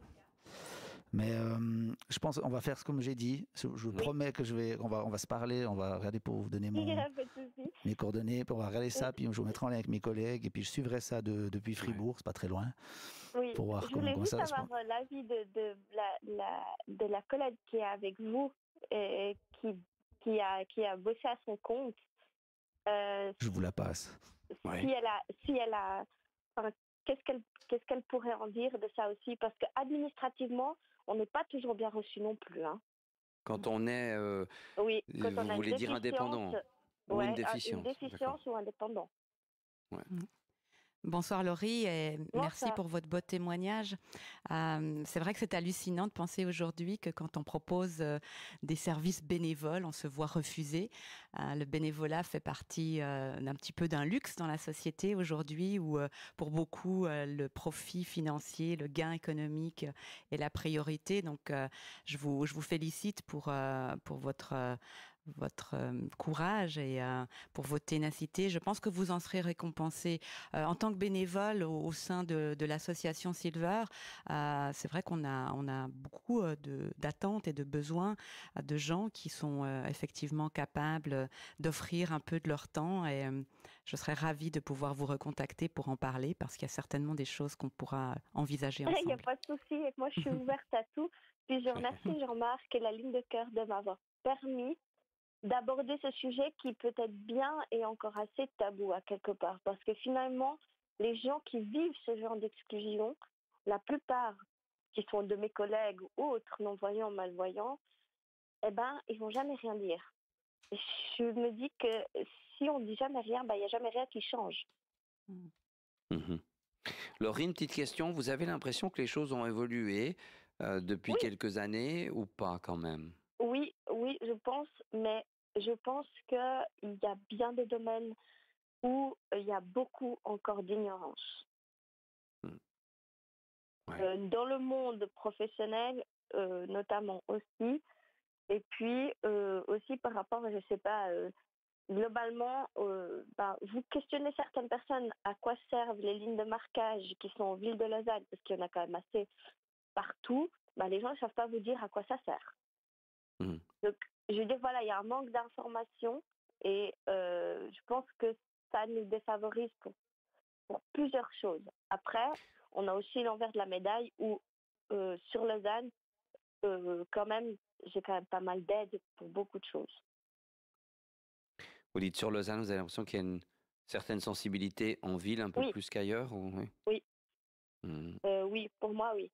Ça a été aussi le choix de pourquoi j'ai choisi ici, mais en même temps, c'est vrai que chaque fois que je demande de l'aide pour métro, bus, ce genre de choses, ça fait même pas 2 mois et demi que je suis ici. Et puis il faut se débrouiller, quoi. Il faut assumer les trajets, tout ce genre de choses. Toujours j'ai des gens gentils, vraiment sympas, qui vont vraiment s'arrêter, me donner un coup de main, qui vont vraiment être... j'ai trouvé mes élèves d'espagnol aussi comme ça, de français comme ça. Je suis du tout contraire. Mais voilà. Si vous voulez donner des cours d'espagnol, vous pouvez aussi. Hein. Oui, ça c'est aussi une possibilité, mais pour l'instant je donne des cours de français, mais ça pourrait, oui. D'accord. Mais c'est tout ça que j'avais envie de soulever, puis me dire, mais égalité, c'est pas seulement homme-femme, égalité sexuelle et autres, c'est aussi dans le monde de la déficience. Une question, Laurie, encore. Oui. C'est quoi pour vous la qualité de vie, les objectifs qui sont les vôtres en matière de qualité de vie? Alors pour moi, la qualité de vie, je pense qu'elle regroupe quand même 2 choses essentielles. C'est avoir un espace, un environnement qui soit adapté. Oui. Donc avec appartement et ce genre de choses qui conviennent. Et puis qualité de vie relationnelle, sociale. Ça, je pense que c'est... Matériel et social, quoi. Disons que social avant, mais ça va avec. Je veux dire, je pense que si on n'a pas de cercle social, je crois pas que je compte le nombre de fois de gens qui m'ont dit, mais vous savez, moi je suis seule. Et on est en pleine ville et il y a du monde partout, puis finalement les gens ils sont seuls, quoi. Mais vous, Laurie, comment vous créez votre cercle social? Moi, non mais moi je suis... Voilà. Vous voulez que je vous pose une autre question? Je suis un peu un ovni. Non mais moi je suis un peu un ovni parce que dans le sens, c'est que j'ai jamais eu la trouille d'aller vers les gens. J'ai jamais eu l'appréhension de me dire j'y vais, ça marche pas, on s'en fout, on y va. De toute façon, qu'est-ce que j'ai à perdre? Rien, de toute manière. Mais je pense qu'aujourd'hui, on a trop tendance à se substituer aux réseaux sociaux pour se dire qu'on fait de la communication et finalement, on rentre pas en relation avec les gens. C'est beaucoup plus facile de parler à son téléphone que de parler à quelqu'un. Et je pense que ça, c'est quand même une réalité. Laurie, merci beaucoup. Je vous en prie, merci à vous. Et puis, merci à Sandra et à Jean-Pierre d'avoir dialogué un peu avec vous. Et puis, restez hors antenne. Bon, on a les coordonnées de Laurie, on vous les donnera, Jean-Pierre. Parce que Laurie, je vous contacterai, c'est sûr qu'on se Jean-Pierre rencontre. aussi. Vous allez avoir beaucoup de monde qui va... Moi, je commence à comprendre comment vous constituez votre cercle social, ma chère Laurie. Hein. Un coup de fil. Je triche un peu, je passe par la ligne de cœur parfois. Non, c'est pas vrai. Non, mais c'est pas tricher, passer par la ligne de cœur, c'est parfait. Merci beaucoup de votre témoignage. À bientôt. Hein. Je vous en prie, merci à vous. Au revoir, merci, au revoir. Merci Bonne nuit à infiniment. chacun. Merci. Bonne nuit. 021 653 70 70, si vous avez encore envie de nous dire quelque chose. On va sortir un petit peu des messages parce qu'on en a reçu un certain nombre, mais je voudrais me tourner du côté de Julien. Parce que Julien, on ne vous a pas beaucoup donné la parole encore ce soir. On a parlé, il y avait des dialogues comme ça et tout entre les gens, mais on peut revenir peut-être aussi sur votre démarche qui s'inscrit parfaitement dans le rapport de qualité et d'intégration. Parce que, en fait, le but aussi d'Alterum, c'est de mettre un peu de qualité, de disponibilité dans les relations. C'est ça, d'une certaine façon. Voilà, c'est totalement ça. C'est pas... Notre but, c'est pas juste de délivrer un service qui est important aussi. On rappelle le service que vous délivrez, parce que comme vous n'êtes pas intervenu les derniers 3 quarts d'heure, peut-être les gens n'écoutaient pas. Alors peut-être pour ceux qui nous rejoignent en cours de route, donc nous on engage des plus de 50 ans pour faire de l'aide à domicile chez des personnes âgées. Entreprise sociale. Ouais. Entreprise sociale, voilà. Et on fait de la cuisine, du ménage, du jardinage, on peut faire les courses, on peut aller à des rendez-vous. C'est quoi les choses qu'on vous demande le plus en général? Le ménage, maintenant vraiment le ménage a pris, c'est clair, une grosse partie. Ça c'est sûr que c'est difficile quand on a de la peine à se baisser, quand on a de la peine. Il y a les courses et puis il y a aussi un peu de la présence parce que c'est pas une surprise, hein, les gens sont seuls. Et même dans les villes, effectivement, on voit, il y a des personnes qui ne peuvent plus sortir de chez elles. Et pourtant, il y a du monde partout autour, mais elles ne peuvent plus sortir de chez elles. Donc, elles restent seules. Elles n'ont pas d'enfants qui viennent, des fois, pour plusieurs raisons. Ou des petits-enfants, parce qu'ils habitent trop loin. Et voilà, c'est des personnes qui sont en attente de quelque chose ça peut être qu'une initiative un petit peu comme la nôtre, mais comme il y en existe d'autres qui peuvent les aider à s'en sortir. Et moi, je voulais aussi revenir un petit peu sur notre but à long terme par rapport à cette entreprise. Parce que nous, on n'est pas juste là pour aider les personnes âgées et pour aider les plus de 50 ans, mais on aimerait à long terme faire une entreprise nationale. Aujourd'hui, on est sur la Suisse romande, mais nous, on vise vraiment faire toute l'entièreté du territoire pour pouvoir créer une fondation et mettre une partie des bénéfices qui iront directement dans la poche des personnes qui sont à la retraite et qui n'arrivent pas à suivre, qui n'ont pas le droit aux prestations complémentaires et qui parfois sont obligés de quitter le pays. Et nous, on estime que quand on a travaillé toute sa vie, on n'a pas le droit, mais pas le droit de laisser partir des gens. Et donc, on va se battre pour en garder un maximum. Voilà.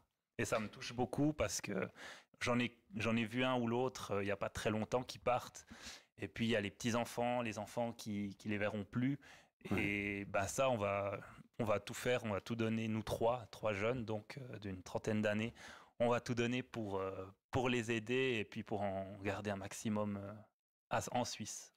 On peut redonner de la qualité de vie, vous pensez? Oui, alors... C'est un peu vos objectifs. Alors oui, pour les plus de 50 ans, je pense qu'il y a surtout un côté psychologique déjà, de pouvoir recommencer à travailler. Et donc, déjà se dire qu'on sert à quelque chose, on est utile à quelqu'un, reprendre confiance en soi. Et puis nous, on peut aussi servir de tremplin, ce qui veut dire que vous travaillez chez nous un moment, vous reprenez confiance en vous, et hop, vous partez dans un autre travail. Parce que ce qu'on voit souvent chez les personnes qui veulent venir chez nous, c'est un symptôme qu'on appelle l'impuissance apprise. Ce qui est en fait un symptôme psychologique qui fait que quand par exemple, on vous dit toujours non, quand vous envoyez des CV, qu'on vous répond, alors ça c'est quand vous avez de la chance, qu'on vous répond, normalement on vous répond pas, et au bout d'un moment vous commencez à accepter votre sort. Et ça on le voit de plus en plus chez les plus de 50 ans. Heureusement c'est pas la majorité, la grande majorité sont très courageux vraiment, on est très étonnés, mais il y a des gens qui baissent la tête et qui, même si on leur dit qu'ils peuvent venir travailler chez nous, qu'ils ont tout ce qu'il faut, nous disent oui, mais on va quand même trouver quelque chose chez moi qui va pas. Ouais, ils ont l'impression, ils ont perdu confiance en eux. Voilà, et vous allez de toute façon trouver quelque chose qui va pas et vous allez finir par me licencier. Je dis mais non, et on peut continuer comme ça pendant des heures. Ils ne voudront pas croire qu'ils sont encore capables de faire quelque chose. Donc, je pense que de ce côté-là, oui. Après, pour les personnes âgées qui demandent de l'aide à domicile, effectivement, on peut améliorer la qualité de vie financière puisque j'ai repris une étude de la RTS sur la Suisse romande. Au niveau des prix de l'aide à domicile, on est environ 20% moins cher. Donc, quand aujourd'hui vous avez de l'aide à domicile, imaginez votre facture avec 20% de moins. C'est pas rien dans un budget d'un retraité. C'est clair. Et puis la qualité. On évoquait avant l'émission le fait que les facteurs n'ont plus le temps de s'arrêter. Les CMS n'ont plus le temps de s'arrêter, enfin les personnes pour les CMS. Et vous essayez de faire en sorte que les gens aient du temps. Voilà. Alors effectivement, comment vous dire, entre deux rendez-vous, on ne fait pas des rendez-vous industriels. On fait des rendez-vous où une personne qui a un certain nombre d'heures à faire chez une personne âgée, on lui laisse un petit temps supplémentaire pour qu'elle puisse s'asseoir, boire un café, partager, discuter. Et ça, c'est du rajout. C'est vraiment, c'est pas payant, c'est vraiment à l'envie. Et les personnes qui travaillent chez nous, les plus de 50 ans, souvent se réorientent. On a des personnes qui ont travaillé dans plein de domaines différents et qui maintenant ont envie de trouver, faire de leur vie professionnelle quelque chose qui a du sens. On va vous accueillir, Gilbert, dans quelques instants. Vous êtes au téléphone et juste avant, je voudrais vous lire un SMS qui est arrivé. Bien, moi, c'est les cures qui m'ont envoyé sur les roses pour m'aider. On va au docteur ou autre, mais pour nous amener pour les commissions, il n'y a plus personne de volontaire, même en payant la benzine. Je n'ai plus de mots de cette Suisse et des gens. Je n'ai plus trop le moral dans ce monde. Il y a des mots un peu, il y a quelques jurons que j'ai laissés de côté. Bonne fin de soirée. Alors, les cures, je ne sais pas, les cures, je sais pas qu'est-ce que c'est les cures, mais en tout cas, est-ce que c'est une structure ou autre qui m'ont envoyé sur les roses pour m'aider. Donc typiquement, vous voyez, on est dans le contexte que vous évoquiez tout à l'heure. Gilbert, bonsoir. Bonsoir Jean-Marc. Voilà, vous avez pris le temps de nous envoyer un message tout à l'heure en plusieurs parties. Il faut que, si les gens n'étaient pas là quand je l'ai lu, peut-être en 2 mots, racontez-nous, c'est à propos d'un ami à vous, hein, c'est ça? Voilà, ça me préoccupe depuis quelques jours parce que j'ai un ami que je connais depuis de nombreuses années. Et bon, il travaille dans une banque. Et malheureusement, les back-office, ils les ont exportés à l'étranger. Donc, il y a beaucoup de gens qui ont perdu il y a 2 ans et demi comme ça leur travail, ce qui était le cas pour lui. Et comme malheureusement, il avait des arriérés de paiement à l'époque, il a comme un registre, ce qui fait que c'est très difficile pour lui de retrouver une place dans une banque. Et en plus, comme il a plus de 50 ans, évidemment, c'est pas évident. Et là, il est arrivé en fin de droit il y a 2 mois. Et malheureusement, au même moment, il apprend qu'il a un cancer de la prostate qui est très avancé. Donc, il a dû se faire opérer d'urgence. Et du coup, là, il se retrouve complètement démoralisé. Et ça me fait de la peine parce que, vous voyez, ce cancer, comme il était très avancé, il a des conséquences très graves qui fait qu'il a de l'incontinence, évidemment, maintenant. Donc, c'est déjà pas très agréable pour le moral. Et comme il a eu beaucoup d'interventions en bas et qu'ils ont enlevé beaucoup de choses, maintenant il a même de l'incontinence, pas seulement urinaire, mais donc imaginez-vous dans quel état il doit se rendre maintenant à l'hospice général et tout ça. Pour lui c'est un drame de sortir, donc j'essaye de l'aider en lui téléphonant, en allant le voir et tout. Mais il est préoccupé aussi par ce côté financier, parce que l'hospice général, je crois, lui donne 1100 francs pour l'appartement, plus la caisse maladie. Mais son appartement coûte 500 francs de plus, il a peur qu'on l'expulse. Il est allé voir les impôts, il avait conclu un arrangement pour payer par mois les impôts, ce qu'il avait d'arriéré. Et les impôts lui ont dit, on ne peut rien faire, on va vous mettre aux poursuites. Il a dit, mais si vous me mettez aux poursuites, évidemment, je ne retrouverai jamais un travail parce que j'aurai un casier. Donc, en fait, tout s'enchaîne et je me disais, mais est-ce qu'il existe à Genève une association où on pourrait aller chercher, je ne sais pas, 1 fois par semaine de la nourriture parce que là, il ne fait que de manger des pâtes. Bon, je lui apporte 2-3 choses, mais j'ai moi-même des soucis, donc je ne peux pas lui amener beaucoup. Et voilà, est-ce que peut-être des gens... Il y a Daniel m'a envoyé qui pouvait peut-être voir la Ligue contre le cancer, si jamais... Oui, il y a Caroline qui nous a envoyé le contact avec le numéro de téléphone de la Ligue Genevoise contre le cancer. En écho, je pense à ce que disait Jérôme tout à l'heure, qui propose des aides financières sous conditions. Moi, je vous disais tout à l'heure, il y a Partage aussi, qui fait qui va récolter les denrées, je crois, ou qui les reçoit. Et ensuite, il y a je ne sais pas si c'est les Colis du Cœur, je crois, à Genève, en tout cas. Et puis Jean-Pierre, vous vouliez... Ou Jérôme, pardon, je dis Jean-Pierre. Ce soir, avec les prénoms, c'est terrible. Jérôme, il y a beaucoup de monde. Peut-être prenez le micro. Vous vouliez poser une question, Jérôme? Oui, je m'interrogeais juste s'il ne valait pas mieux, à moins que ce soit déjà fait, ça s'appelle comme ça dans mon canton, peut-être c'est pas la même chose, faire appel à une curatelle de gestion pour aider financièrement votre ami. Ou en tout cas d'aller voir Caritas éventuellement pour voir un plan de désendettement ou quelque chose comme ça. Peut-être de confier un peu cette partie administrative financière à quelqu'un qui pourrait lui permettre de se concentrer, si c'est possible, bien sûr. Oui, je vais lui suggérer, mais je vais déjà voir avec Partage et puis lui suggérer éventuellement une association qui pourrait l'aider. Parce que là, ce qui le panique surtout, c'est que jusqu'à maintenant, il a toujours payé, arrangé avec les impôts, payé petit peu moins, mais chaque mois. Oui. Mais maintenant, évidemment, les impôts lui ont dit, ah ben non, si vous pouvez, parce qu'il a dit, je peux plus rien vous payer maintenant. J'ai même pas de quoi payer à manger. Et ils lui ont dit, on vous met aux poursuites, et puis voilà, c'est comme ça. Donc, il est désespéré parce que s'il est aux poursuites, c'est fini. C'est fini sa vie.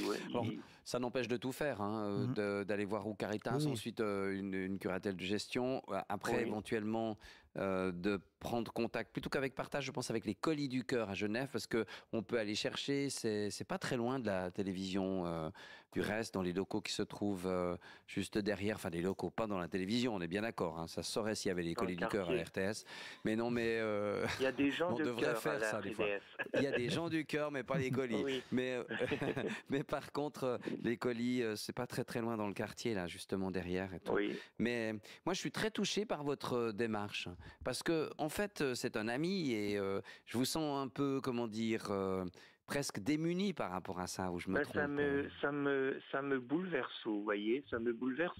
Cet ami, je l'ai connu il y a très longtemps quand je travaillais pour Swissair et c'était comme ça qu'on s'est connus.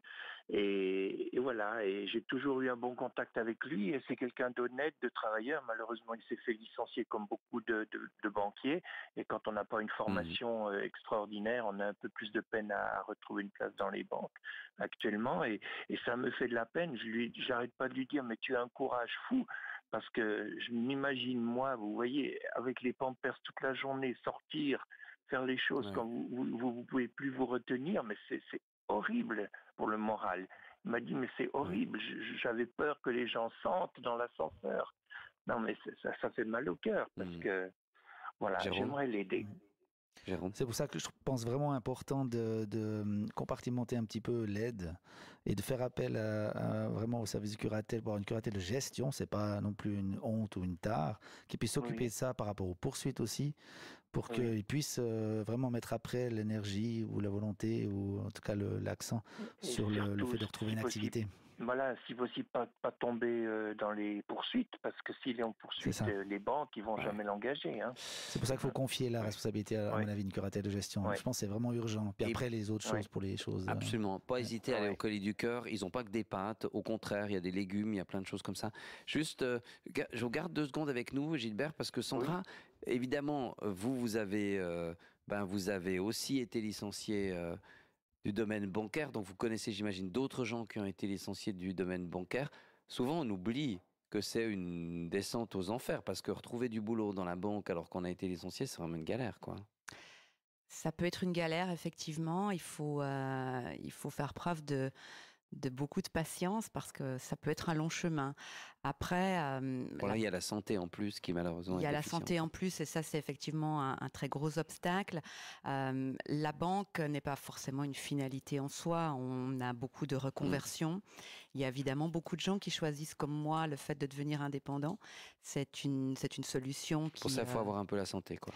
Il faut avoir un peu la santé, il faut avoir aussi beaucoup de courage et j'ai même eu envie de dire parfois un petit brin de folie parce qu'on se jette quand même un petit peu dans le vide. Mais pour votre ami, je pense que ce qui est surtout important pour lui, c'est de se déculpabiliser.